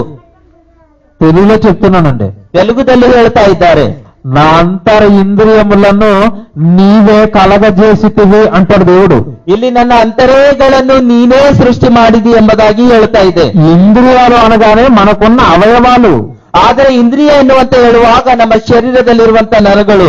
అవయవాలన్నీ చేస్తున్నది పరలోకంలో ఉన్న దేవుడు. ನಮ್ಮ ಅಂತರೇಗಳನ್ನು ಸೃಷ್ಟಿ ಮಾಡಿದ ಆತನು ಪರಲೋಕದಲ್ಲಿರುವಂತ ದೇವರು. కింద 16వ వచనంలో అదే చెప్తాడు. ಇಲ್ಲಿ 16ನೇ ವಚನದಲ್ಲಿ ಹೇಳ್ತಾ ಇದ್ದಾನೆ, నేను పిండంగా ఉన్నప్పుడే, ನಾನು ಪಿಂಡನಾಗಿರುವಾಗಲೇ దేవుడు కళ్ళు నన్ను చూశాయి. ನಿನ್ನ ಕಣ್ಣುಗಳೇನು ನನ್ನನ್ನು ನೋಡಿದವು. ఆయనే కన్నిచ్చాడు, ఆయనే కాలిచ్చాడు, ఆయనే ముక్కిచ్చాడు. ಆತನು ಕಣ್ಣು ಕೊಟ್ಟಿದ್ದಾನೆ, ಆತನೇ ಕಾಲು ಕೊಟ್ಟಿದ್ದಾನೆ, ಆತನೇ ಮೂಗು ಕೊಟ್ಟಿದ್ದಾನೆ. ఇవన్నీ ఊరికనే రాలేదండి. ಅದು ಇವೆಲ್ಲ ಸುಮ್ನೆ ನಮಗ್ ಬರ್ಲಿಲ್ರಿ. మీలో ఉన్న ప్రతి ఒక్కరిని పుట్టించింది దేవుడు. ನಿಮ್ಮಲ್ಲಿರುವಂತ ಪ್ರತಿ ಒಬ್ಬೊಬ್ಬರನ್ನು ಹುಟ್ಟಿಸಿದ ಆತನು ದೇವರು. నన్ను పుట్టించింది దేవుడు. ನನಗೆ ಹುಟ್ಟಿಸಿದ ಆತನು ದೇವರು. ఈ రోజు కూర్చుని మిమ్మల్ని అందరినీ పుట్టించింది దేవుడు. ಇವತ್ತು ನೀವು ಇಲ್ಲಿ ಕುಂತಿದ್ದೀರಂದ್ರೆ ನಿಮಗೆ ಹುಟ್ಟಿಸಿದ ಆತನು ದೇವರೇ. పుట్టుక వెనకాల దేవుడున్నాడు. ಆದರೆ ಹುಟ್ಟುವ ಹಿಂದುಗಡೆ ದೇವರಾಗಿದ್ದಾನೆ. పుట్టిన జన్మ, ಆದ್ರೆ ಹುಟ್ಟಿದ ಜನ್ಮ దేవుని కొరకు, ದೇವರಿಗಾಗಿ. మనం ఇంట్లో కొనుక్కున్న వస్తువులన్నీ మన కొరకు. ಆದ್ರೆ ನಮ್ಮ ಮನೆಯಲ್ಲಿ ನಾವು ತಂದಂತ ವಸ್ತುಗಳು ನಮಗಾಗಿ. అలాగే ಹಾಗೆ ఈ రోజు భూమి మీద పుట్టినవంతా మనమంతా కూడా ನಾವು ಈ ಭೂಮಿ ಮೇಲೆ ಹುಟ್ಟಿದ ನಾವೆಲ್ಲರೂ ಸಹ దేవుని కొరకు, ದೇವರಿಗಾಗಿ, ఆయన కొరకే మనల్ని పుట్టిస్తున్నాడు. ಆತನಿಗಾಗೇ ನಮಗೆ ಹುಟ್ಟಿಸ್ತಾ ಇದ್ದಾನೆ. ప్రొజెక్ట్ రాని మీరు జాగ్రత్తగా ఆలోచించాలి. ನೀವು ಜಾಗ್ರತೆಯಿಂದ ನೋಡ್ಬೇಕು. ఈ అవయవాల్ని దేవుడు ఎలా చేస్తున్నాడో మీరు ఇప్పుడు పాటలో చూపిస్తారు, చూడాలి మీరు. ಆದರೆ ಈಗ ದೇವರು ನಮ್ಮ ಒಂದು ಅಂತರ್ಯಗಳನ್ನು ಹೇಗೆ ಸೃಷ್ಟಿ ಮಾಡ್ತಾ ಇದ್ದಾನೆಂಬುದಾಗಿ ನೀವು ಹಾಡು ನೋಡ್ರಿ. కన్ను చేశాడు, కాలు చేశాడు, ముక్కు చేశాడు, ఇవన్నీ దేవుడు చేశాడు. ಆದರೆ ಕಣ್ಣು ಮಾಡಿದ್ದಾನೆ, ಮೂಗು ಮಾಡಿದ್ದಾನೆ, ಕಾಲು ಕೈಗಳನ್ನು ಆತನೇ ದೇವರು ಮಾಡಿದ್ದಾನೆ. అవన్నీ కూడా ఇప్పుడు మీరు చూడాలి. ಅವೆಲ್ಲವನ್ನು ನೀವು ನೋಡ್ಬೇಕು. తెలుగు వచ్చిన వరకు అయితే బాగా అర్థమవుతుందండి. తెలుగు ಬಂದವರಿಗೆ ಅದು ಬಹಳಷ್ಟು ಬೇಗ ಅರ್ಥ ಆಗುತ್ತದೆ. తెలుగులో పాట ఉంటుంది, తెలుగుದಲ್ಲಿ ಒಂದು ಹಾಡು ಇರುತ್ತದೆ, దాని వెనకాల కొన్ని బొమ్మలు మీకు కనపడతాయి. ಆದರೆ ಅದರ ಒಳಗಡೆ ಕೆಲವು ಗೊಂಬೆಗಳು ನಿಮಗೆ ಕಾಣಿಸ್ತವೆ. మీరు జాగ్రత్తగా చూడండి. ನೀವು ಜಾಗ್ರತೆಯಿಂದ ಕೇಳ್ರಿ. దేవుడు మనిషిని ఎలా చేస్తున్నాడో చూడండి. ಆದ್ರೆ ದೇವರು ಮನುಷ್ಯನಿಗೆ ಹೇಗೆ ಸೃಷ್ಟಿ ಮಾಡ್ತಾ ಇದ್ದಾನೆಂಬುದಾಗಿ ನೋಡ್ರಿ ಎಲ್ಲರೂ. Okay, song play.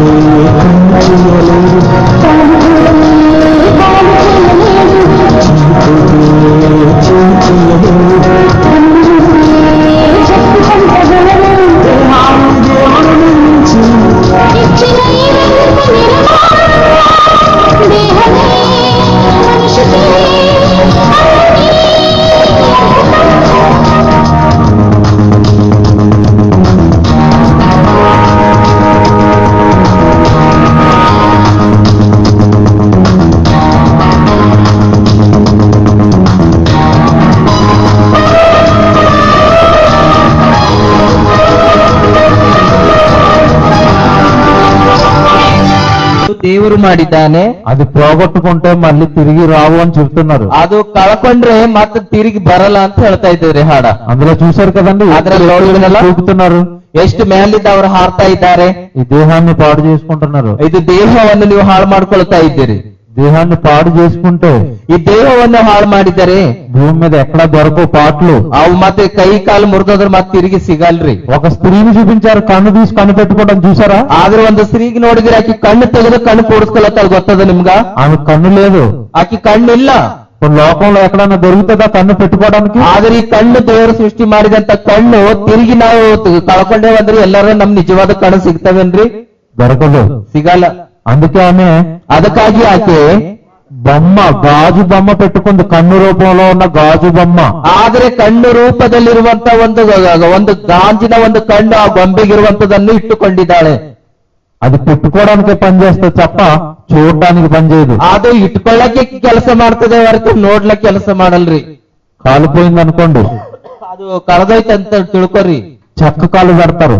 ಆದರೆ ಅದಕ್ಕೊಂದು ಇದ್ರ ಕಣ್ಣು ಹಚ್ಚುತ್ತಾರೆ. చెక్క కాలు, చెక్క వుడ్ కాలు కాలు ಅದೇ ಒಂದು ಕಟ್ಕಿಯ ಕಾಲನ್ನು ಹಚ್ಚುತ್ತಾರೆ. అంతే తప్ప ಅದೇ ಹೊರತು ఒరిజినల్ కాలు మాత్రం ఎక్కడ దొరకదు. ಆದ್ರೆ ಒರಿಜಿನಲ್ ಕಾಲು ನಮ್ಗೆ ಎಲ್ಲಿ ಸಿಗಲ್ಲ. చెయ్యిపోతే ఒరిజినల్ చెయ్యి దొరకదు. ಮತ್ತೆ ಕೈ ಹೋದರೆ ಒರಿಜಿನಲ್ ಕೈ ನಮಗ್ ಸಿಗಲ್ರಿ. ఎందుకు ఇవన్నీ దొరకటం లేదు? ಯಾಕೆ ಇವೆಲ್ಲ ಸಿಗುತ್ತಾ ಇಲ್ಲ? మనకి ప్రమాదం జరిగి ನಮಗೆ ಒಂದು ಅಪಘಾತವಾಗಿ రక్తం పోయిందనుకోండి, ರಕ್ತ ಹೋದಿರೆ మరొక మనిషి దగ్గరికి వెళ్ళి రక్తం తెచ్చుకోవాలి. ಆದ್ರೆ ಇನ್ನೊಬ್ಬ ಮನುಷ್ಯನ ಹತ್ರ ಹೋಗಿ ರಕ್ತ ತಗೋಬಹುದು. ఏ డాక్టర్ రక్తాన్ని కూడా చేయలేడు. ಆ ಯಾವ ಡಾಕ್ಟರ್ ಸಹ ರಕ್ತ ಯಾವತ್ತೂ ಸಿದ್ಧ ಮಾಡುವುದಿಲ್ಲ. మరొకరి రక్తాన్ని మనకి ఎక్కిస్తారు. ಮತ್ತೆ ಇನ್ನೊಬ್ಬರ ರಕ್ತವನ್ನು ನಮಗೆ ಹಚ್ಚುತ್ತಾರೆ. ఎవరికి తెలుసండి ఈ రహస్యాలన్నీ? ಇವೆಲ್ಲ ರಹಸ್ಯಗಳು ಯಾರಿಗ್ ಗೊತ್ತ್ರಿ? దేవుడు చేస్తున్నవని, దేవుడే చేసేవి అని. ಆದ್ರೆ ದೇವರು ಮಾಡ್ತಾ ಇದ್ದಾನೆ, ದೇವರೇ ಅದನ್ನು ರೆಡಿ ಮಾಡ್ತಾ ಇದ್ದಾನೆ ಅಂತ ಹೇಳಿ ఎవరికి తెలియదు, ಯಾರಿಗೂ ಗೊತ್ತಿಲ್ಲ. అందుకే 16వ వచనంలో ఒక మాట చెబుతున్నాడు. ಅದಕ್ಕಾಗಿ 16ನೇ ವಚನದಲ್ಲಿ ಹೇಳ್ತಾ ಇದೆ, కీర్తనల గ్రంథం ಕೀರ್ತನೆ ಗ್ರಂಥ 139వ అధ్యాయం 139ನೇ ಅಧ್ಯಾಯ 16వ వచనం. 16ನೇ ವಚನದಲ್ಲಿ, నేను పిండమునై ఉండగా ನಾನು ಇನ್ನು ಕೇವಲ ಪಿಂಡನಾಗಿರುವಾಗ నీ కన్నులు ನಿನ್ನ ಕಣ್ಣುಗಳನ್ನು నన్ను చూచెను. ನನ್ನ ನೋಡಿದವು. దేవుడి కన్ను, ದೇವರ ಕಣ್ಣು మనల్ని చూసింది. ನಮಗ್ ನೋಡವ್ರಿ. ఇక్కడ కూర్చున్న మిమ్మల్ని చూసింది. ಇಲ್ಲಿ ಕುಂತಿರುವಂತ ಪ್ರತಿ ಒಬ್ಬರಿಗೆ ದೇವರು ನೋಡ್ತಾ ಇದ್ದಾರೆ. అందుకే మనకి కన్ను వచ్చింది, కాలు వచ్చింది, ముక్కు వచ్చింది. ಅದಕ್ಕೆ ನಮಗೆ ಕಣ್ಣು ಬಂದಿದೆ, ಕಾಲು ಬಂದಿದೆ, ಕೈಗಳು ಬಂದಿವೆ. ఆయన చూడకపోతే ಅವು ನೋಡಲೋದರೆ ఈ రోజు మనం ఇలా బ్రతుకుండదు. ಹೀಗೆ ನಾವು ಬದುಕಲಕ್ ಸಾಧ್ಯ ರೀ. దేవుడిచ్చిన బ్రతుకులు మనవన్నీ, ದೇವರು ಕೊಟ್ಟಿರುವಂತ ಬದುಕು ನಮಗೆಲ್ಲ, దేవుడిచ్చిన అవయవాలు మనవన్నీ. ಆದ್ರೆ ದೇವರು ಕೊಟ್ಟಿರುವಂತ ನಮ್ಮ ಇಂತ ಅಂತರೇಗಳನ್ನು మీరు బాగా ఆలోచించాలి. ಸರಿಯಾಗಿ ಆಲೋಚನೆ ಮಾಡ್ರಿ. ఇక్కడ చాలా మంది తల్లిదండ్రులు ఉన్నారు. ಆದ್ರೆ ಇಲ್ಲಿ ಅನೇಕ ತಂದೆ ತಾಯಿಗಳಿದ್ದೀರಿ. మనకి బిడ్డ పుట్టినప్పుడు, ನಮಗೆ ಮಕ್ಕಳು ಹುಟ್ಟಿದಾಗ మనం ఏమంటాం? ನಾವೇನಂತವ್ರಿ? బిడ్డను చూసి ನಾವು ಮಕ್ಕಳಿಗೆ ನೋಡಿ అందంగా ఆనందపడిపోతాం. ನಾವು ಆನಂದವಾಗಿ ಅದನ್ನು ಚಂದಾಗಿ ನೋಡಿ ಆನಂದ ಪಡುತ್ತೇವೆ. బాగా వినాలి ఒక విషయం, ನೀವು ಜಾಗ್ರತೆಯಿಂದ ಕೇಳಬೇಕು. బిడ్డ పుట్టిన తర్వాత ಮಗು ಹುಟ್ಟಿದ ಮೇಲೆ తల్లికి చూపిస్తారు, ಆದ್ರೆ ತಾಯಿಗೆ ತೋರಿಸ್ತಾರೆ, తండ్రికి చూపిస్తారు, ತಂದೆಗೆ ತೋರಿಸ್ತಾರೆ, బంధువులకు చూపిస్తారు, ಬಂಧುಗಳಿಗೆ ತೋರಿಸ್ತಾರೆ. అందరూ ఆనందపడతారు. ಅದರಲ್ಲಿ ಎಲ್ಲರೂ ಆನಂದ ಪಡುತ್ತಾರೆ. ఎందుకు ఆనందపడుతున్నారు? ಯಾಕೆ ಆನಂದ ಪಡ್ತಾ ಇದ್ದಾರೆ? బిడ్డ పుట్టాడు గనక. ಆದ್ರೆ ಮಗು ಹುಟ್ಟಿದಾನ ಅದಕ್ಕಾಗಿ. ఇప్పుడు ఒక ప్రశ్న, ನಿನಗೊಂದು ಮತ್ತೆ ತಿರುಗಿ ಒಂದು ಪ್ರಶ್ನೆ, ఎప్పుడు తల్లిదండ్రులు బంధువులు ఆనందంగా ఉంటారు? ಯಾವಾಗ ತಂದೆ ತಾಯಿಗಳು ಬಂಧುಗಳು ಆನಂದವಾಗಿರ್ತಾರ್ರಿ, ಖುಷಿಯಾಗಿರ್ತಾರ? బిడ్డ అందంగా ఆరోగ్యంగా పుట్టినప్పుడు. ಮಗನು ಸುಂದರವಾಗಿ ಆರೋಗ್ಯವಾಗಿ ಹುಟ್ಟಿದಾಗ ಮಾತ್ರ. అవునా? ಹೌದಲ್ರಿ? ఆ బిడ్డ, ಆ ಮಗು ఒక చెయ్యి లేకుండా పుడితే ಆ ಮಗು ಒಂದು ಕೈ ಇಲ್ಲದೆ ಹುಟ್ಟಿದರೆ ఆనందంగా ఉంటారా? ಆನಂದವಾಗಿರ್ತೀರಲ್ರಿ? అప్పుడు ఒకరు గుర్తొస్తారు. ಅವಾಗ ಒಬ್ಬರು ಗುರುತಾಗಿ ಬರ್ತಾರ್ರಿ. ఎవరు? ಯಾರು? దేవుడు. ದೇವರು. అవునా? ಹೌದಲ್ರಿ? పక్కనే ఉన్న తల్లికి పుట్టిన బిడ్డను చూస్తారు. ಆದ್ರೆ ಪಕ್ಕದಲ್ಲಿ ಹುಟ್ಟಿದಂತ ಒಂದು ತಂದೆ ತಾಯಿ ಕೂಸಿಗೆ ನೋಡ್ತೀರಿ. ఆ తల్లికి మంచి బిడ్డనిచ్చిన దేవుడు ಆ ತಾಯಿಗೆ ಒಳ್ಳೆ ಮಗು ಕೊಟ್ಟಿದಂತ ದೇವರು నాకు మాత్రం ನನಗ್ ಮಾತ್ರ ఒక చెయ్యి లేని బిడ్డనిచ్చాడని ಆ ಒಂದು భావిస్తారు. ಕೈ ಇಲ್ಲದಂತ ಮಗುವನ್ನು ನನಗೆ ಕೊಟ್ಟಿದ್ದಾರೆ ಎಂಬುದಾಗಿ ಹೇಳ್ತೇವೆ. అవునా? ಹೌದಲ್ರಿ? ಹೇಳ್ತೇವಲ್ರಿ? బిడ్డ బాగుంటే ఆనందం, ಆದ್ರೆ ಮಗು ಚಂದಿದ್ರೆ ಖುಷಿಯಾಗಿರ್ತೇವೆ. బిడ్డ బాగోకపోతే ఎవరు? ಆದ್ರೆ ಕೂಸು ಸರಿಯಾಗಿರಲ್ಲ ಅಂತಂದ್ರೆ ಯಾರ್ರಿ? దేవుడు. ದೇವರು. ఆరోగ్యంగా ఉంటేనేమో మనం పని చేసుకుంటాం. ಆದ್ರೆ ಆರೋಗ್ಯವಾಗಿದ್ದೇವೆ ಅಂದ್ರೆ ನಾವು ಕೆಲಸ ಮಾಡುತ್ತೇವೆ. అనారోగ్యం వస్తే ఎవరు గుర్తొస్తారు? ಆದ್ರೆ ಅನಾರೋಗ್ಯವನ್ನು ಬಂದರೆ ಯಾರು ಗುರ್ತು ಬರ್ತಾರ್ರಿ? అయ్యగారు ప్రార్థన, ಆದ್ರೆ ಪಾಸ್ಟರ್ ಪ್ರಾರ್ಥನೆ. అవునా? ಹೌದಲ್ರಿ? బాగా ఆలోచించాలి. ನೀವು ಸರಿಯಾಗಿ ಆಲೋಚನೆ ಮಾಡ್ಕೋಬೇಕು. మనం బ్రతుకుతున్నామంటే ఈ రోజు భూమి మీద దేవుడు చేస్తున్న వల్లనే మనం బ్రతుకుతున్నాం. ನಾವು ಬದುಕುತ್ತಾ ಇದ್ದೇವೆ ಎಂಬುದಾಗಿ ಭೂಮಿ ಮೇಲೆ ನೋಡುವಾಗ ದೇವರು ಮಾಡಿನ ಅಂದಲೇ. మీకు ఒక విషయం చెబుతాను. ನಿಮಗೊಂದು ವಿಷಯ ಹೇಳುತ್ತೇನೆ. పుట్టించింది దేవుడే, ಹುಟ್ಟಿಸಿದನು ದೇವರೇ, పెంచుతున్నది కూడా దేవుడే. ಬೆಳೆಸ್ತಿರುವುದು ಸಹ ದೇವರು. ఆలోచించాలి మీరు. ಆಲೋಚನೆ ಮಾಡ್ರಿ. బైబిల్లో దేవుడు ఒక మాట రాశాడు. ಬೈಬಲ್ ಅಲ್ಲಿ ಒಂದು ಮಾತು ಬರೆಯಲ್ಪಟ್ಟಿದೆ. మీరు తినే ఆహారం అంతా, ನೀವು ಊಟ ಮಾಡುವಂತ ಆಹಾರವೆಲ್ಲ నేను పుట్టిస్తున్నాను. ನಾನು ಹುಟ್ಟಿಸ್ತಾ ಇದ್ದೇನೆ. అవునా? ಹೌದಲ್ರಿ? కాదా? ಹೌದಾ ಅಥವಾ ಇಲ್ಲ? మంచి విషయం చెప్తాను. ಒಂದು ಒಳ್ಳೆ ವಿಷಯ ನಿಮಗೆ ಹೇಳುತ್ತೇನೆ. ఇక్కడ ఎవరైనా రైతులు ఉన్నారా? ಇಲ್ಲಿ ಯಾರಾದ್ರೂ ರೈತರಾಗಿದ್ದೀರೇನ್ರಿ? ఉన్నారా? ಇದ್ರೆ ರೈತರು మంచిది, ಒಳ್ಳೇದು. పంట బాగా వినాలి. మనకు పండే పంట ಜಾಗ್ರತೆಯಿಂದ ಕೇಳ್ರಿ. ನಾವು ಬೆಳೆಸುವಂತ ಒಂದು ಬೆಳೆ ఎవరు కలిగిస్తున్నారు? ಯಾರು ಬೆಳೆಸ್ತಾ ಇದ್ದಾರೆ? పెద్దాయనా? ಆತ ದೊಡ್ಡ ಮನುಷ್ಯ ಅನ್ರಿ? అవునా? ಹೌದ್ರಿ? అవునన్న వాళ్ళు చేయలేపండి. ಆದ್ರೆ ದೊಡ್ಡವ್ರು ನಾವು ಬೆಳೆಸ್ತಾ ಇದ್ದೇವೆ ಅನ್ನೋಂತ ಕೈ ಬೇಲೈತ್ರಿ. మా పొలంలో ఉన్న పంట అంతా పెద్ద ఆయనే పండిస్తున్నాడు అని వాళ్ళు ఒక చేయలేపండి. ನಮ್ಮ ಹೊಲದಲ್ಲಿರುವಂತ ಬೆಳೆ ಎಲ್ಲ ಮನುಷ್ಯನೇ ಬೆಳೆಸ್ತಾ ಇದ್ದಾನಂತವ್ರೆಲ್ಲ ಕೈ ಎತ್ರಿ. అవునా? ಹೌದೇನ್ರಿ? ఎవరైనా ఉన్నారా? ಯಾರಾದ್ರೂ ಇದ್ದೀರಾ ಅಂತವ್ರು? ఎవరు లేరా? ಯಾರ್ದಿಲ್ಲ. అంటే మీ అందరికీ తెలుసు, ನಿಮ್ಮೆಲ್ಲರಿಗೂ ಗೊತ್ತು. ఆ పంట పండిస్తున్నది ఎవరు? ಆ ಬೆಳೆ ಬೆಳೆಸುವವರು ಯಾರು? దేవుడు. ದೇವರು ಮಾತ್ರ. పెద్ద ఆయన విత్తనం వేసి నీళ్లు పెట్టి ఇంట్లో పడుకుంటాడు. అవునా? ಆದ್ರೆ ದೊಡ್ಡ ಮನುಷ್ಯ ಅಲ್ಲಿ ಹೊಲದಲ್ಲಿ ಬೀಜ ಹಾಕಿ ಅದಕ್ಕೆ ನೀರು ಹಾಕಿ ಆತನು ಮನೆಯಲ್ಲಿ ಮಲ್ಕೋತಾನೆ. అవునా? ಹೌದಾ ಅಥವಾ ಇಲ್ರಿ? ఆ గింజ భూమిలో పడాలి, ಆ ಬೀಜ ಭೂಮಿ ಮೇಲೆ ಬೀಳಬೇಕು. ఆ గింజ భూమిలో చచ్చిపోవాలి, ಆ ಬೀಜ ಭೂಮಿ ಒಳಗಡೆ ಸಾಯ್ಬೇಕು. ఆ చచ్చిపోయిన ఆ గింజలో నుండి మొలక రావాలి, ಆ ಸತ್ತೋಗಿದಂತ ಬೀಜದಿಂದ ಮೊಳಕೆ ಬರಬೇಕು. ఆ మొలకకి పూత రావాలి, ಆ ಮೊಳಕೆಗೆ ಮತ್ತೆ ಹೂ ಬರಬೇಕು. పూత కాయ అవ్వాలి, ಆ ಹೂವುಗಳು ಕಾಯಾಗಿರಬೇಕು. ఆ కాయ పండవ్వాలి, ಆ ಕಾಯಿಗಳು ಮತ್ತೆ ಅದು ಫಲ ಆಗಬೇಕು. అప్పుడు నువ్వు తింటావు. ಅವಾಗ ನಿಮಗೆ ತಿನ್ನಕ್ ಬರ್ತದ್ರಿ. ఇప్పుడు ఒక ప్రశ్న, ಮತ್ತೆ ನಿಮಗೊಂದು ಪ್ರಶ್ನೆ ಅದ. ఇదంతా జరిగిస్తున్నది ఎవరు? ಇದೆಲ್ಲ ಮಾಡುವವರು ಯಾರು? మొక్కనిచ్చింది ఎవరు? పూతిచ్చింది ఎవరు? పూత కాయగా తయారవడానికి ఆ పూతను కాపాడింది ఎవరు? ಅದನ್ನು ಬೆಳೆಸಿದವರು ಯಾರು? ಅದಕ್ಕೆ ಹೂವ ಕಾಯಿ ಬರೆಸಿದವರು ಯಾರು? ಆ ಫಲ ತಂದವರು ಯಾರು? ఆలోచించాలి. ఇవన్నీ ನೀವು ಆಲೋಚನೆ ಮಾಡಬೇಕು. రోజు తింటున్నాం, ನಾವು ದಿನ ತಿಂತಾ ಇದ್ದೇವೆ. కానీ ఇచ్చింది దేవుడు అన్న జ్ఞానం మాత్రం మనకు లేదు. ಆದ್ರೆ ಇದು ಪಟ್ಟಿರುವಂತದ್ದು ದೇವರು ಎಂಬುದಾಗಿ ನಮಗೆ ಆಲೋಚನೆ ಇಲ್ಲ. బైబిల్లో ఒక మాట చదివిస్తాను. ಬೈಬಲ್ ಅಲ್ಲಿ ನಿಮಗೊಂದು ಮಾತು ಹೇಳ್ತೇನೆ. కీర్తనల గ్రంథం ಕೀರ್ತನೆ ಗ್ರಂಥ 104వ అధ్యాయము 104ನೇ ಅಧ್ಯಾಯ. మంచి మాట చదవండి మీరు బైబిల్ తీసి. ಒಳ್ಳೆ ಮಾತದ ಹೋದ್ರಿ ನೀವೆಲ್ಲರೂ ಬೈಬಲ್ ತೆಗೆದು. ಕೀರ್ತನೆ 104 14ನೇ ವಚನ. 104:14. ఓకే అండి. కీర్తనల గ్రంథం ಕೀರ್ತನೆ ಗ್ರಂಥ 104 14ನೇ ವಚನ.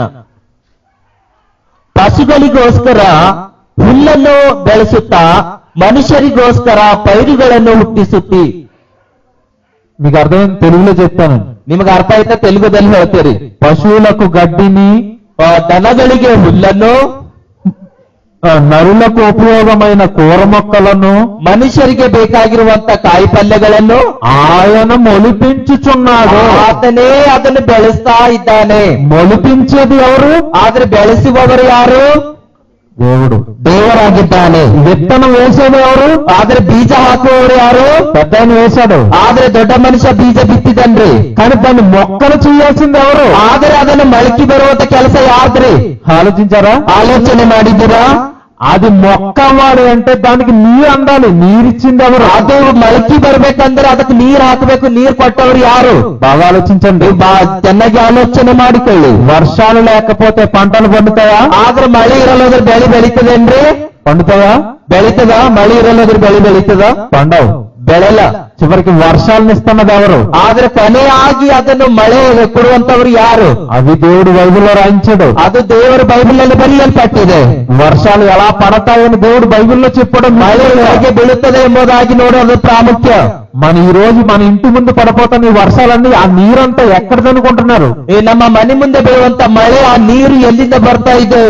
ఎక్కడో సముద్రంలో ఉన్న నీటిని ಎಲ್ಲೋ ಸಮುದ್ರದಲ್ಲಿರುವಂತ ನೀರನ್ನು దేవుడు పైన సూర్యుని పెట్టి ದೇವರ ಮೇಲೆ ಸೂರ್ಯನಿಗೆ ಇಟ್ಟು ఆ సూర్యుడి వేడితో నీటిని అంత ఆవిరిగా పైకి తీసి ಆ ಸೂರ್ಯನ ಒಂದು ಸೆಕೆಯಿಂದ ನೀರೆಲ್ಲವನ್ನು ಮೇಲಕ್ಕೆ ತೆಗೆದು దానిని మేఘాలలో నింపి ಅದನ್ನು ಮೇಘದಲ್ಲಿ ತುಂಬಿ ఆ మేఘాలను మీ ఇంటికి తీసుకొచ్చి మీ పొలానికి తీసుకొచ్చి ಆ ಮೇಘದಿಂದ ನೀರನ್ನು ತಂದು ನಿಮ್ಮ ಹೊಲಗಳಿಗೆ ತಂದು ఈ మీ ఇంటి ముందు పోసేస్తున్నాడు. ನಿಮ್ಮ ಮನೆಯ ಮುಂದುಗಡೆ ಅದನ್ನು ಹಾಕುತ್ತಾ ಇದ್ದಾರೆ. అలా వస్తున్నాయి వర్షాలన్నీ. ಈ ರೀತಿಯಾಗಿ ಬರ್ತಾ ಇದೆ ರೀ ಮಳೆ. ఎంత చేస్తున్నాడు దేవుడు మనిషికి. ನೋಡ್ರಿ ಮನುಷ್ಯನಿಗೆ ದೇವರು ಎಷ್ಟೊಂದು ಕಾರ್ಯಗಳನ್ನು ಮಾಡುತ್ತಾ ಇದ್ದಾನೆ.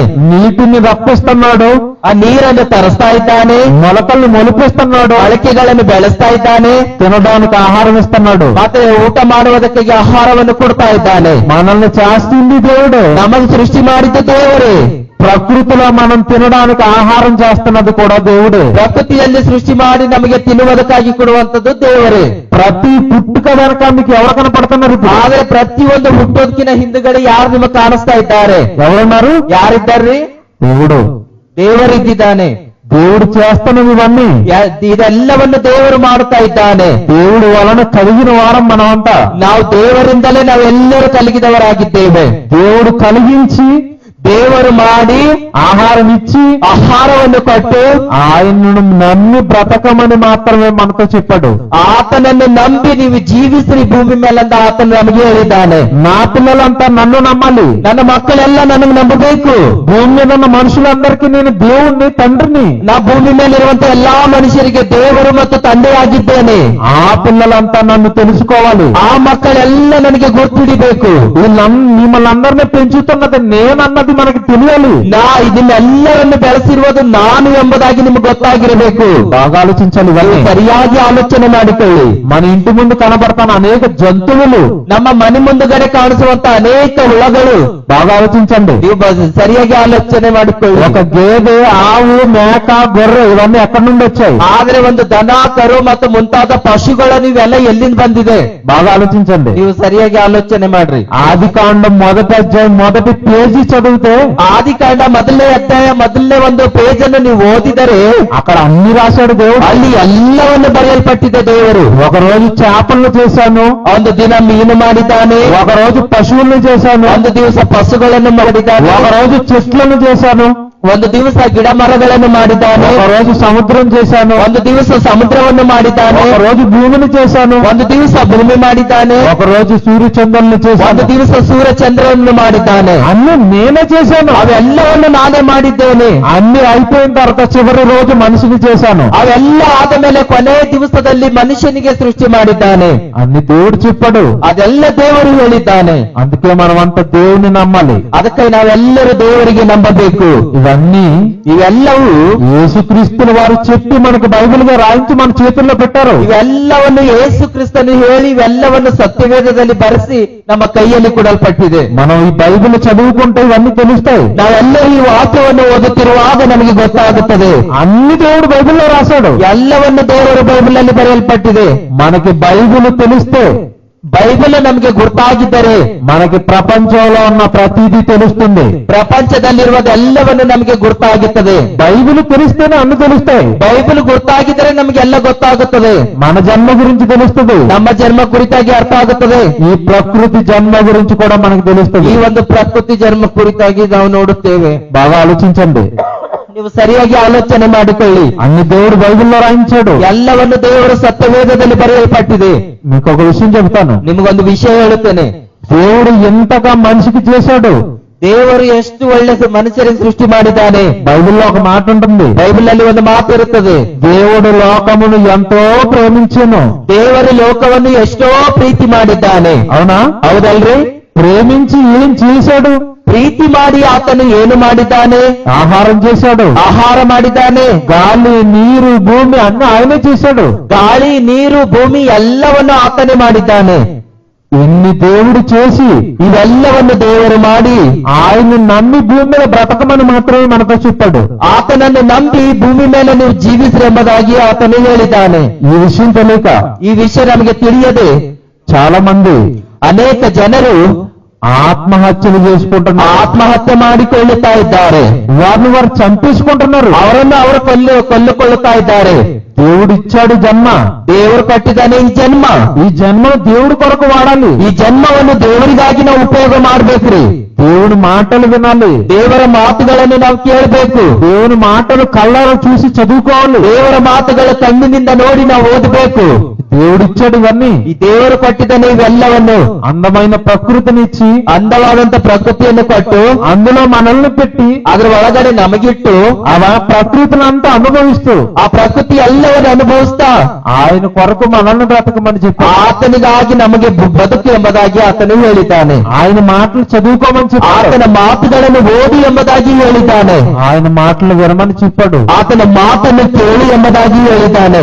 ఈ విషయం తెలియక ಈ ವಿಷಯ ನಮಗೆ ತಿಳಿಯದೆ చాలా మంది ಅನೇಕ ಜನರು వారి జీవితాలను వారే మధ్యలో ముగించేసుకుంటున్నారు. ಅವರ ಜೀವಿತ ಅವರೇ ಮಧ್ಯದಲ್ಲಿ ಅವರು ಮುಗಿಸ್ತಾ ಇದ್ದಾರೆ. అప్పుల బాధలని, ಆದರೆ ಸಾಲದ ಬಾಧೆ ಎಂಬುದಾಗಿ, ఆ బాధలు ఈ బాధలని, ಆ ಕಷ್ಟ ಈ ಕಷ್ಟ ಎಂಬುದಾಗಿ చాలా మంది వాళ్ళని వాళ్ళు చంపేసుకుంటున్నారు. ಅನೇಕ ಜನರು ಇಂತಹ ಒಂದು ಆಲೋಚನೆ ಉಳ್ಳವರಾಗಿ ತನ್ನನ್ನು ತಾನು ಕೊಲೆ ಮಾಡಿಕೊಳ್ಳುತ್ತಾ ಇದ್ದಾರೆ. ఇది కరెక్ట్ కాదండి. ಇದು ಸರಿಯಾದಂತದಲ್ರಿ. జన్మ దేవుడిచ్చింది, ಈ ಜನ್ಮ ದೇವರು ಕೊಟ್ಟಿದ್ದಾನೆ.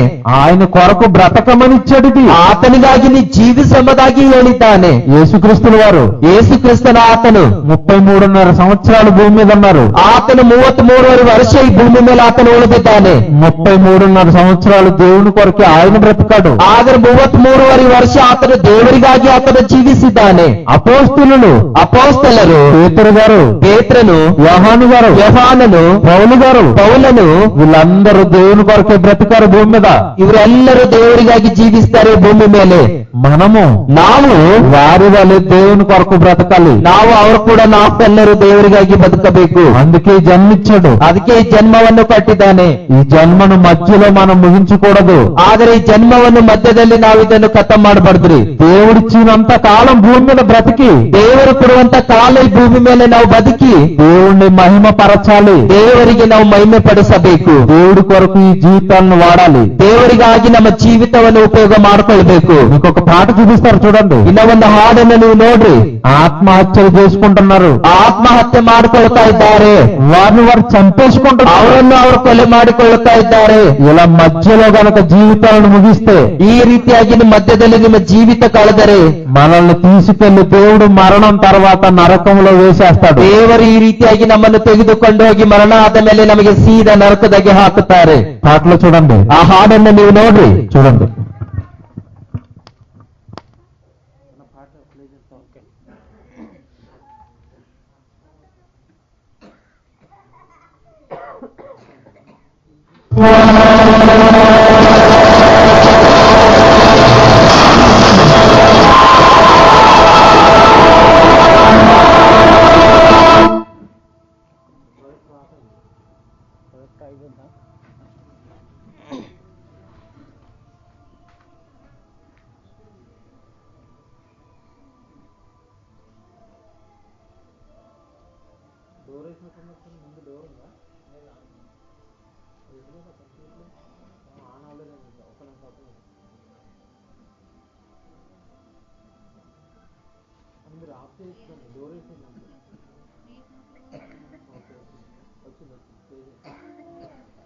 ఆఫ్ చేయకండి, డోర్ వేసేయండి. నెక్స్ట్ ఇంకో సాంగ్ ప్లే చేసి క్లోజ్ చేయండి.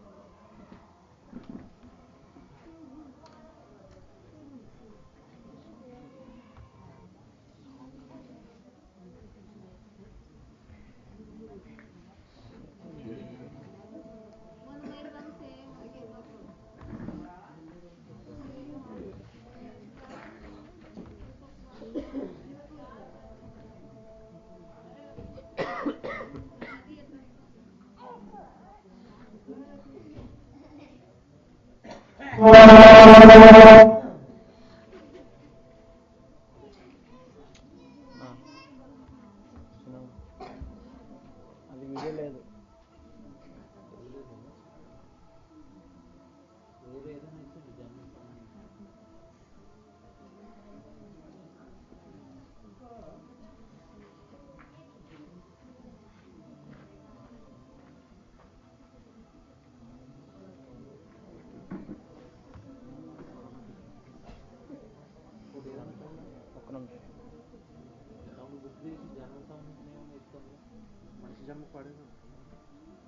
జన్మను ఇచ్చింది దేవుడు.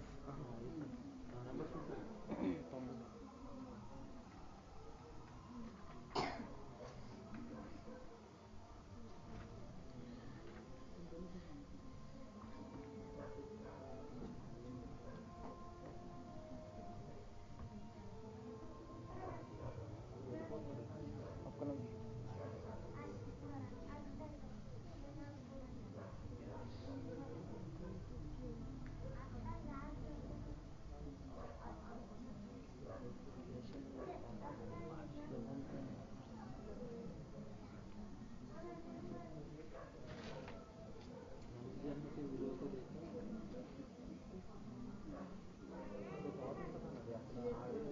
एकदम साउंड कंबाइन होगा.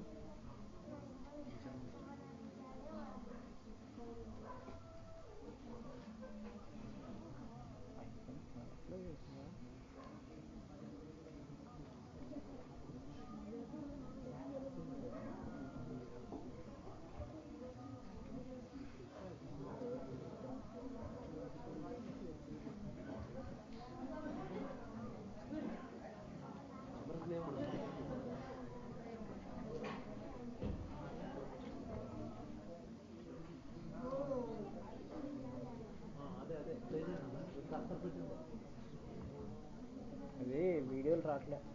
వీడియో ఇందాక లేచాను. నువ్వు ఇందాక లేపాడు కూడా 96 అన్న కంటిన్యూ చేయండి మెసేజ్. ಇಬ್ಬರು ವ್ಯಕ್ತಿ ಕುರಿತಾಗಿ ಬೈಬಲ್ ಅಲ್ಲಿ ನಿಮಗೆ ಗೊತ್ತು. భూమి మీద ఇద్దరు మనుషులు ఉన్నారు. ಭೂಮಿ ಮೇಲೆ ಇಬ್ಬರು ಮನುಷ್ಯರಿದ್ದಾರೆ. ఒకరు ధనవంతుడు, ఒకరు లాజరు దరిద్రుడు. ಒಬ್ಬನು ಐಶ್ವರ್ಯವಂತನು, ಒಬ್ಬನು ಬಡ ಲಾಜರನು. దరిద్రుడికి ఏమీ లేకపోయినా దేవుణ్ణి నమ్మాడు. ಆ ಒಂದು ಬಡವನಿಗೆ ಏನು ಇಲ್ಲದೋದ್ರೂ ಸಹ ಆತನು ದೇವರಿಗೆ ನಂಬಿದ್ದಾನೆ. ధనవంతుడు ధనంలో ఉండిపోయి దేవుడు ఎవరో ಆ తెలుసుకోలేకపోయాడు. ಐಶ್ವರ್ಯವಂತನು ಐಶ್ವರ್ಯದಲ್ಲಿ ಇದ್ದುಕೊಂಡು ದೇವರು ಯಾರು ಎಂಬುದಾಗಿ ಅವನು ತಿಳಿದುಕೊಂಡಿಲ್ಲ. ఇది బైబిల్లో ఉంది. ಇದು ಬೈಬಲ್ ಅಲ್ಲಿ ಇದೆ. లూకాసు వార్త ಲೂಕನು ಬರೆದ ಸುವಾರ್ತೆ 16వ అధ్యాయం 16ನೇ ಅಧ್ಯಾಯ 19, 19ನೇ ವಚನ 30వ వచనం వరకు చదువు. ಆದರೆ 30ನೇ ವಚನದವರೆಗೆ ಅಲ್ಲಿ ಬರೆಯಲ್ಪಟ್ಟಿದೆ. ఇక్కడ వీళ్ళిద్దరూ మనకి కనబడతాడు. ಇಲ್ಲಿ ನಮಗೆ ಈ ವ್ಯಕ್ತಿಗಳು ಇಬ್ಬರು ಕುರಿತಾಗಿ ಇಲ್ಲಿ ಬರೆಯಲ್ಪಟ್ಟಿದೆ. వీళ్ళిద్దరూ చనిపోయారు ఒక రోజు. ಇವರಿಬ್ಬರು ಒಂದೇ ದಿನ ಮರಣ ಹೊಂದಿದ್ದರು. ఇద్దరిని భూమి మీద పాతి పెట్టేశారు. ಆದರೆ ಇಬ್ಬರಿಗೆ ಭೂಮಿ ಮೇಲೆ ಅವರಿಗೆ ಸಮಾಧಿ ಮಾಡಿದ್ದಾರೆ. భూమి మీద దరిద్రుడైన లాజరు దేవుణ్ణి తెలుసుకున్నాడు. ಆದರೆ ಭೂಮಿಯ ಮೇಲೆ ಇರುವಂತಹ ಲಾಜರನು ದೇವರನ್ನು ತಿಳಿದುಕೊಂಡಿದ್ದಾನೆ. తెలుసుకున్నందుకు దేవుడు ఆయన స్వర్గానికి తీసుకువెళ్ళాడు. ಆತನು ದೇವರನ್ನು ತಿಳಿದುಕೊಂಡಿದ್ದ ಕಾರಣ ದೇವರು ಆತನಿಗೆ ಸ್ವರ್ಗಕ್ಕೆ ತೆಗೆದುಕೊಂಡು ಹೋಗಿದ್ದಾನೆ. తెలుసుకొని ధనవంతుడిని పట్టుకు వెళ్ళి ಆದರೆ ತಿಳಿದುಕೊಳ್ಳಲಾರದಂತಹ ಐಶ್ವರ್ಯವಂತನಿಗೆ నరకంలో అగ్నిలో పడవేశాడు. ಆತನಿಗೆ ನರಕದಲ್ಲಿ ಅಂದರೆ ಬೆಂಕಿಯಲ್ಲಿ ಹಾಕಿದ್ದಾನೆ. దేవుని పిల్లలుగా మీరందరూ ఒకటి గుర్తించాలి. ದೇವರ ಮಕ್ಕಳಾಗಿರುವ ನೀವೆಲ್ಲರೂ ಗುರುತಾಗಿರಬೇಕು. దేవుణ్ణి తెలుసుకోకపోతే, ದೇವರನ್ನು ನೀವು ತಿಳಿದುಕೊಳ್ಳಲು ಹೋದರೆ మనకి స్వర్గం మాత్రం రాదు. ನಮಗೆ ಸ್ವರ್ಗ ಮಾತ್ರ ಬರುವುದಿಲ್ರಿ. మన తండ్రి ನಮ್ಮ ತಂದೆ మన తండ్రిని నమ్మకపోతే ఊరుకుంటాడా? ನಮ್ಮ ತಂದೆಗೆ ನಾವು ನಂಬಲ್ಲೋದ್ರೆ ನಮ್ಮ ತಂದೆ ಸುಮ್ಮನೆ ಕೊಡ್ತಾರೇನ್ರಿ? ఇంట్లోంచి గెంటేస్తాడు. ಆದ್ರ ಮನೆಯಿಂದ ಹೊರಗೆ ಹಾಕ್ತಾರ್ರಿ. దేవుడైతే ದೇವರಾದರೂ స్వర్గానికి రానివ్వకుండా గెంటేస్తాడు. ಆದರೆ ದೇವರು ಸ್ವರ್ಗಕ್ಕೆ ಬರದ ಹಾಗೆ ನಮ್ಮನ್ನು ಆತನು ಗೇಟ್ ಹಾಕ್ತಾನ್ರಿ. ఆ పాట చూపిస్తారు. ಆ ಹಾಡನ್ನು ನೋಡ್ರಿ, ప్రార్థన చేసుకుని ఇంటికి వెళ్ళిపోదాం. ನಾವು ಆ ಹಾಡನ್ನು ನೋಡಿ ನಾವು ಪ್ರಾರ್ಥನೆ ಮಾಡಿಕೊಂಡು ಮನೆಗೆ ಹೋಗರ್ರಿ. Okay, play the song.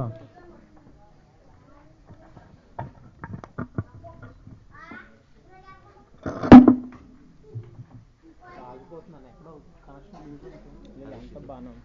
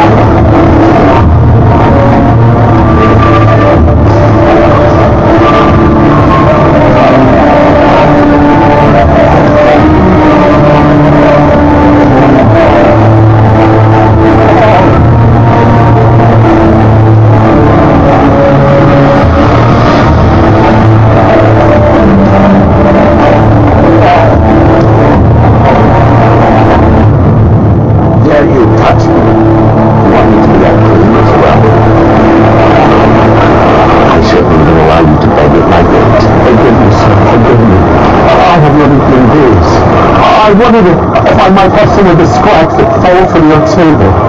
Scraps? Far from you. But then we don't. I have business to attend to. Moments.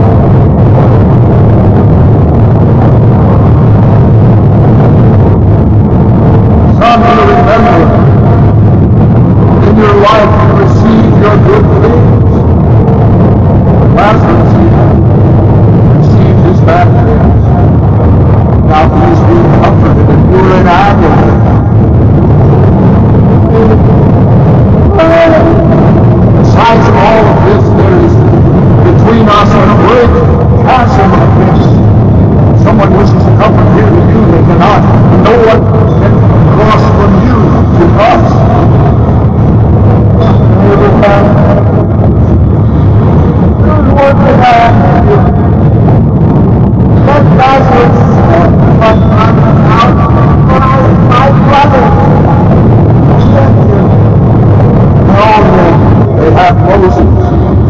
They have the prophets. Let your brothers hear that.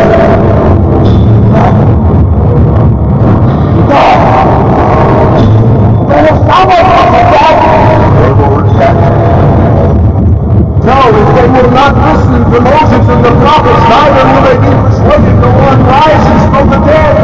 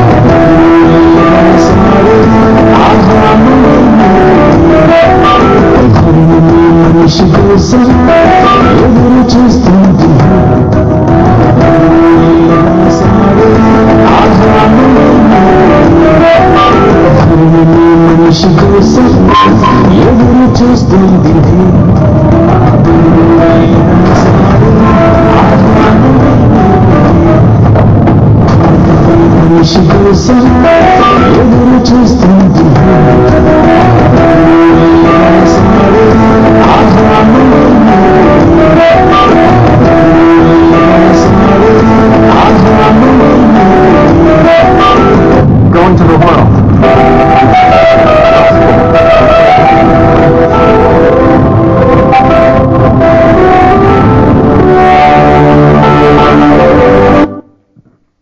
దేవుని పిల్లలారా, ದೇವರ ಮಕ್ಕಳೇ, మీకు అర్థమైందో లేదా పాట?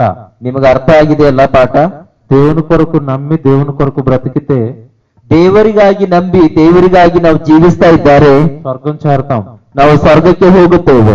దేవుని నమ్మకపోతే, ದೇವರಿಗೆ ನಂಬಲೋದರೆ, మీకు బొమ్మలో చూపించారు కదా ఆరని మంటలు, ಆಗ ನಿಮ್ಗೆ ತೋರಿಸಿದ್ರಲ್ರಿ ಗೊಂಬೆಗೆಲ್ಲ ಅದು ಬೆಂಕಿ ಉರಿಯೋದು, అందులోకి వెళ్ళిపోతాం. ಅದ್ರ ಒಳಗಡೆ ನೀವು ಹೋಗುತ್ತೀರಿ. యేసుక్రీస్తును నమ్మి ಯೇಸು ಕ್ರಿಸ್ತನನ್ನು ನಂಬಿ యేసుక్రీస్తు వారి కొరకు భూమి మీద బ్రతికితే ಯೇಸು ಕ್ರಿಸ್ತನಿಗಾಗಿ ಭೂಮಿ ಮೇಲೆ ನಾವು ಜೀವಿಸ್ತಾ ಇದ್ದಾರೆ. మరణం తర్వాత ಮರಣ ಆದ ಮೇಲೆ మనకి స్వర్గం ఉంది. ನಮಗೆ ಸ್ವರ್ಗ ಇದೆ. యేసుక్రీస్తుల వారిని చంపి సమాధిలో పెట్టారు. ಆದ್ರೆ ಯೇಸು ಕ್ರಿಸ್ತನಿಗೆ ಹೊಡೆದು ಸಮಾಧಿಯಲ್ಲಿ ಇಟ್ಟರು. ఆయన సమాధిలో ఉన్నాడా? ಆತನ ಸಮಾಧಿಯಲ್ಲಿ ಇದ್ದಾರೇನ್ರಿ? తిరిగి లేచిపోయాడా? ಮತ್ತೆ ತಿರುಗಿ ಆತನ ಎದ್ದು ಹೋದನ? తిరిగి లేచిపోయాడు. ತಿರುಗಿ ಆತನ ಎದ್ದು ಹೋದನ್ರಿ. స్వర్గానికి చేరిపోయాడు. ಆತನ ಪರಲೋಕಕ್ಕೆ ಹೋದನು. మనం క్రీస్తును నమ్మితే, ನಾವು ಕ್ರಿಸ್ತನಿಗೆ ನಂಬಿದರೆ మనం కూడా ఆయన వల్ల తిరిగి లేస్తాం. ನಾವು ಸಹ ಆತನ ಹಾಗೆ ತಿರುಗಿ ಹೇಳುತ್ತೇವ್ರಿ. పరలోకానికి స్వర్గానికి చేరుకుంటాం. ಪರಲೋಕಕ್ಕೆ ಮತ್ತೆ ಸ್ವರ್ಗಕ್ಕೆ ನಾವು ಹೋಗುತ್ತೇವೆ. దేవుని పిల్లలకు ఒక మాట ఆలోచించాలి. ದೇವರ ಮಕ್ಕಳೇ, ನೀವು ಒಂದು ಮಾತು ಆಲೋಚನೆ ಮಾಡಿಕೊಳ್ಳಿ. నేను ఆ స్వర్గానికి వెళ్ళను, ಆ ಸ್ವರ್ಗಕ್ಕೆ ನಾ ಹೋಗಲ್ಲ, ఈ నరకానికి నేను వెళ్ళను. ಈ ನರಕಕ್ಕೆ ನಾ ಹೋಗಲ್ಲ. ఏ ఊరండి ఇది? ಯಾವ್ರಿ? కొల్లూరు గ్రామంలోనే నేను ఉండిపోతాను అన్నవాళ్ళు లేకుండా ఒకరు చెయ్యి. ಆದರೆ ನಾನು ಸ್ವರ್ಗಕ್ಕೂ ಹೋಗಲ್ಲ ನರಕಕ್ಕೂ ಹೋಗಲ್ಲ ನಾ ಈ ಒಂದು ಕೊಳ್ಳಿ ಗ್ರಾಮದಲ್ಲೇ ಇರ್ತೆ ಅನ್ನುವಂತವ್ರು ಯಾರಾದ್ರೂ ಅಂತವ್ರು ಇದ್ರಿ ಕೈ ಎತ್ತರಿ ಮೇಲೆ. ఒక్కరు ಒಬ್ಬರಾದ್ರು ఎవరుండరా? ಯಾರು ಇರಲ್ರಲ್ಲ? నేనుండను, ನಾ ಇರಲ್ರಿ, మీరుండరు, ನೀವು ಬಿ ಇರಲ್ಲ, ఎవరు భూమి మీద ఉండరు. ಯಾರು ಸಹ ಭೂಮಿ ಮೇಲೆ ಬದುಕಲ್ಲ. ఎవరైనా 60-70 మాత్రమే. ಯಾರಾದರೂ ಬಲ ಹೆಚ್ಚಾದರೆ 80-90 ಮಾತ್ರನೇ. తర్వాత ఏంటి మన పరిస్థితి? ಅದಾದ ಮೇಲೆ ಏನು ನಮ್ಮ ಪರಿಸ್ಥಿತಿ? ఎక్కడికి వెళతాం? ಎಲ್ಲಿಗೆ ಹೋಗುತ್ತೇವೆ? భూమి మీద ఉండగా ఏం చేస్తే స్వర్గాన్ని చేరుకుంటాం? ಭೂಮಿ ಮೇಲೆ ಇದ್ದು ನಾವು ಏನ್ ಮಾಡಿದ್ರೆ ನಾವು ಸ್ವರ್ಗಕ್ಕೆ ಹೋಗುತ್ತೇವೆ? క్రీస్తును నమ్మాలి, ಕ್ರಿಸ್ತನಿಗೆ ನಾವು ನಂಬಬೇಕು, క్రీస్తు నామంలో బాప్తిస్మము పొందాలి, ಕ್ರಿಸ್ತನ ಹೆಸರಿನಲ್ಲಿ ನಾವು ದೀಕ್ಷಾಸ್ನಾನ ಮಾಡಿಸಿಕೊಳ್ಳಬೇಕು. యేసుక్రీస్తుల వారు ఎవరో సరిగ్గా పూర్తిగా తెలుసుకోవాలి. ಯೇಸು ಕ್ರಿಸ್ತನು ಯಾರು ಎಂಬುದಾಗಿ ನಾವು ಸಂಪೂರ್ಣವಾಗಿ ನಾವು ತಿಳಿದುಕೊಳ್ಳಬೇಕು. ఈ బైబిల్లో ఏముందో మనకి తెలియాలి. ಈ ಬೈಬಲ್ ನಲ್ಲಿ ಏನಿದೆ ಎಂಬುದು ನಮಗೆ ತಿಳಿಬೇಕು. ఇవన్నీ తెలిస్తేనే ಇವೆಲ್ಲವನ್ನು ನಮಗೆ ತಿಳಿದ್ರ స్వర్గం చేరుకుంటాం. ನಾವು ಸ್ವರ್ಗಕ್ಕೆ ಹೋಗ್ತೇವ್ರಿ. మన దేవుడు అక్కడ నుండి ఎదురు చూస్తున్నాడు. ನಮ್ಮ ದೇವರು ಅಲ್ಲಿಂದ ನಮಗೆ ಎದುರು ನೋಡ್ತಾ ಇದ್ದಾನೆ. నా పిల్లలు, ನನ್ನ ಮಕ್ಕಳು నన్ను తెలుసుకుని, ನನ್ನನ್ನು ತಿಳಿದುಕೊಂಡು నన్ను నమ్మి, ನನಗ್ ನಂಬಿ నా కొరకు బ్రతికి ನನಗಾಗಿ ಜೀವಿಸಿ నా దగ్గరకు రావాలి. ನನ್ನ ಹತ್ತಿರ ಬರಬೇಕು. దేవుడు ఎదురు చూస్తున్నాడు. ದೇವರು ಎದುರು ನೋಡ್ತಾ ಇದ್ದಾನೆ. మీరు నమ్మండి, ನೀವು ನಂಬ್ರಿ, నమ్మితేనే స్వర్గం చేరతాం. ನೀವು ನಂಬಿದರೆ ಮಾತ್ರ ಸ್ವರ್ಗಕ್ಕೆ ಹೋಗುತ್ತೀರಿ. ప్రార్థించుకుందాం. ಕಣ್ಣು ಮುಚ್ಕೊಳ್ರಿ. ಕೊನೆಯದಾಗಿ ನಾವೆಲ್ಲರೂ ಪ್ರಾರ್ಥನೆ ಮಾಡೋಣ. ప్రేమ కలిగిన మా పరలోకపు తండ్రి, ಪ್ರೀತಿಯಲ್ಲಿ ಉಳ್ಳಂತ ನಮ್ಮ ಪರಲೋಕದ ತಂದೆಯೇ, మీ ఇష్ట ప్రకారం, మీ చిత్త ప్రకారం ఇక్కడ మీ మాటలు వినిపింపబడ్డాయి తండ్రి. ಆಗ ನಿನ್ನ ಚಿತ್ತದನುಸಾರವಾಗಿ ಈ ಮಾತುಗಳನ್ನು ಇಲ್ಲಿ ಕಲಿಸಿದ್ದೇವೆ. మీరు పంపిస్తే ఈ గ్రామానికి వచ్చాం తండ్రి. ನೀನು ಕಳಿಸಿದರೆ ಈ ಗ್ರಾಮಕ್ಕೆ ನಾವು ಬಂದಿದ್ದೇವೆ. మీ పిల్లలకు మీ మాటలు చెప్పాం. ನಿಮ್ಮ ಮಕ್ಕಳಿಗೆ ನಿನ್ನ ಮಾತನ್ನು ಕಲಿಸಿದ್ದೇವೆ. మీ పిల్లలంతా మీ మాటలు విన్నారు తండ్రి. ನಿನ್ನ ಮಕ್ಕಳು ನಿನ್ನ ಮಾತುಗಳನ್ನು ಕೇಳಿದರೆ ತಂದೆ, వారి మనసులు తెరవండి. ಅವರ ಮನಸ್ಸನ್ನು ತೆರೆ. మీరెవరో గుర్తించే ನೀವು బాధ్యత, ಯಾರು ಎಂಬುದಾಗಿ ಗುರುತಿಸುವಂತ ಬಾಧ್ಯತೆ ಅವ್ರಿಗೆ ಕೊಡು. మీ పిల్లలు మిమ్మల్ని నమ్మే పరిస్థితులు కల్పించండి తండ్రి. ನಿನ್ನ ಮಕ್ಕಳು ನಿನ್ನ ನಂಬುವಂತ ಒಂದು ಪರಿಸ್ಥಿತಿ ಅವರಿಗೆ ದಯಪಾಲಿಸು. మీ మాటలు అందించండి. ನಿಮ್ಮ ಮಾತುಗಳು ಅವರಿಗೆ ಕಲಿಸು. మీ మాటలు వింటేనే మీ పిల్లలు మీకు దగ్గర అవుతారు తండ్రి. ನಿನ್ನ ಮಾತುಗಳನ್ನು ಕೇಳಿದರೆ ನಿನ್ನ ಮಕ್ಕಳು ನಿನ್ನ ಹತ್ತಿರ ಆಗುತ್ತಾರೆ. ఈ మహా కార్యక్రమాన్ని ఏర్పాటు చేసిన మీ పిల్లల కొరకు ప్రార్థిస్తాను. ಈ ಮಹಾ ಕಾರ್ಯಕ್ರಮವನ್ನು ಸಿದ್ಧ ಮಾಡಿದಂತ ನಿನ್ನ ಮಕ್ಕಳಿಗಾಗಿ ನಾನು ಪ್ರಾರ್ಥನೆ ಮಾಡುತ್ತೇನೆ. మీ పిల్లలు, ನಿನ್ನ ಮಕ್ಕಳು సునీల్ గారు, ಸುನಿಲ್ ಅವರಿಗೆ, అలాగే మారుతి గారు, ಮಾರುತಿ ಅವರಿಗೆ, ఇంకా చాలా మంది పిల్లలు ಇನ್ನ ಅನೇಕ ಮಕ್ಕಳು ఈ కార్యక్రమం కొరకు కష్టపడ్డారు. ಈ ಒಂದು ಕೂಟಕ್ಕಾಗಿ ಕಷ್ಟಪಟ್ಟಿದ್ದಾರೆ. మీ పిల్లలకు మీ మాటలు వినిపించారు తండ్రి. ನಿನ್ನ ಮಕ್ಕಳಿಗೆ ನಿನ್ನ ಮಾತು ಕೇಳಿಸಿದಿ ತಂದೆ. వారందరినీ దీవించండి. ಅವರೆಲ್ಲರನ್ನು ಆಶೀರ್ವಾದ ಮಾಡು. మమ్మల్ని తిరిగి క్షేమంగా మా హైదరాబాద్ కు చేర్చండి. ನಮ್ಮನ್ನು ಸೂಕ್ಷ್ಮವಾಗಿ ಹೈದರಾಬಾದ್ಗೆ ಕಳಿಸು. మీ పిల్లలతో మరొకసారి కలుసుకునే భాగ్యం ఇవ్వండి. ಮತ್ತೆ ನಿನ್ನ ಮಕ್ಕಳೊಟ್ಟಿಗೆ ತಿರುಗೊಂದು ನಾವು ಕಲಿಸುವಷ್ಟು ನಮಗೆ ಭಾಗ್ಯವನ್ನು ದಯಪಾಲಿಸು. మీ పిల్లలందరినీ దీవించండి తండ్రి. ನಿನ್ನ ಮಕ್ಕಳಿಗೆ ಎಲ್ಲರನ್ನು ಆಶೀರ್ವಾದ ಮಾಡು. యేసుక్రీస్తు వారి పేరటి ప్రార్థనను అడిగి వేడుకొనుచున్నాము. ಯೇಸು ಕ್ರಿಸ್ತನ ಹೆಸರಿನಲ್ಲಿ ಈ ಪ್ರಾರ್ಥನೆಯನ್ನು ಬೇಡಿ ಹೊಂದಿದ್ದೇನೆ ತಂದೆಯೇ. ఆమేన్. ಆಮೆನ್. ಜೈ ಕ್ರಿಸ್ತ ಎಲ್ಲರಿಗೆ. చివరికి ఒక పాట ప్లే చేస్తారు. ಕೊನೆಯಾಗಿನ ಒಂದು ಹಾಡು ಹಾಕ್ತಾರೆ. చూడాలనుకున్న వారు చూడండి, వెళ్ళిపోవాలన్న వారు ನೋಡಂತವ್ರು ಮನಸ್ಸಿದ್ರು ಕೂಡ್ರಿ, ನಿದ್ದೆ ಹೋಗ್ತವ್ರೆಲ್ಲ ಮನೆಗೆ ಹೋಗ್ರಿ. ಹಲೋ ಪ್ರಿಯರೇ, ಇವತ್ತು ನಮಗೆ ಹೇಳ್ಯಾರಲ್ಲ ದೇವ್ರ ವಾಕ್ಯ, ಮತ್ತು ದೇವ್ರ ಕಟ್ಟಿನ ಬದುಕಲು ನಮ್ಮ ಪರಿಸ್ಥಿತಿ ಏನೈತೆ, ನಮ್ಗೆ ಯಾವ ರೀತಿ ತೆಲುಗುದಾಗ ಭೀ ಹೇಳ್ಯಾರ ಮತ್ತು ಕನ್ನಡದಾಗ ಭೀ ಹೇಳ್ಯಾರ. ಮತ್ತು ನಮ್ಗೆ ಅರ್ಥ ಆಗಪ್ಪಲೆ ಮತ್ತು ನಮ್ಗೆ ಕಣ್ಣಿಗೆ ಕಾಣಪ್ಪಲೆ ಚಿತ್ರ ಭೀ ತೋರ್ಸ್ಯಾರ. ಅವ್ರಿಗೆ ನಿಮ್ಮ ಸಂತೋಷ ಆನಂದ ವ್ಯಕ್ತಪಡಿಸ್ಬೇಕಂದ್ರೆ ನಿಮ್ಮನ್ನು ಕೈ ಚಪ್ಪಾಳಿಯಿಂದ ಹೊಡೆದು ಆನಂದ ವ್ಯಕ್ತಪಡಿಸಿರ್ತೀವಿ. ಇಷ್ಟೆಲ್ಲ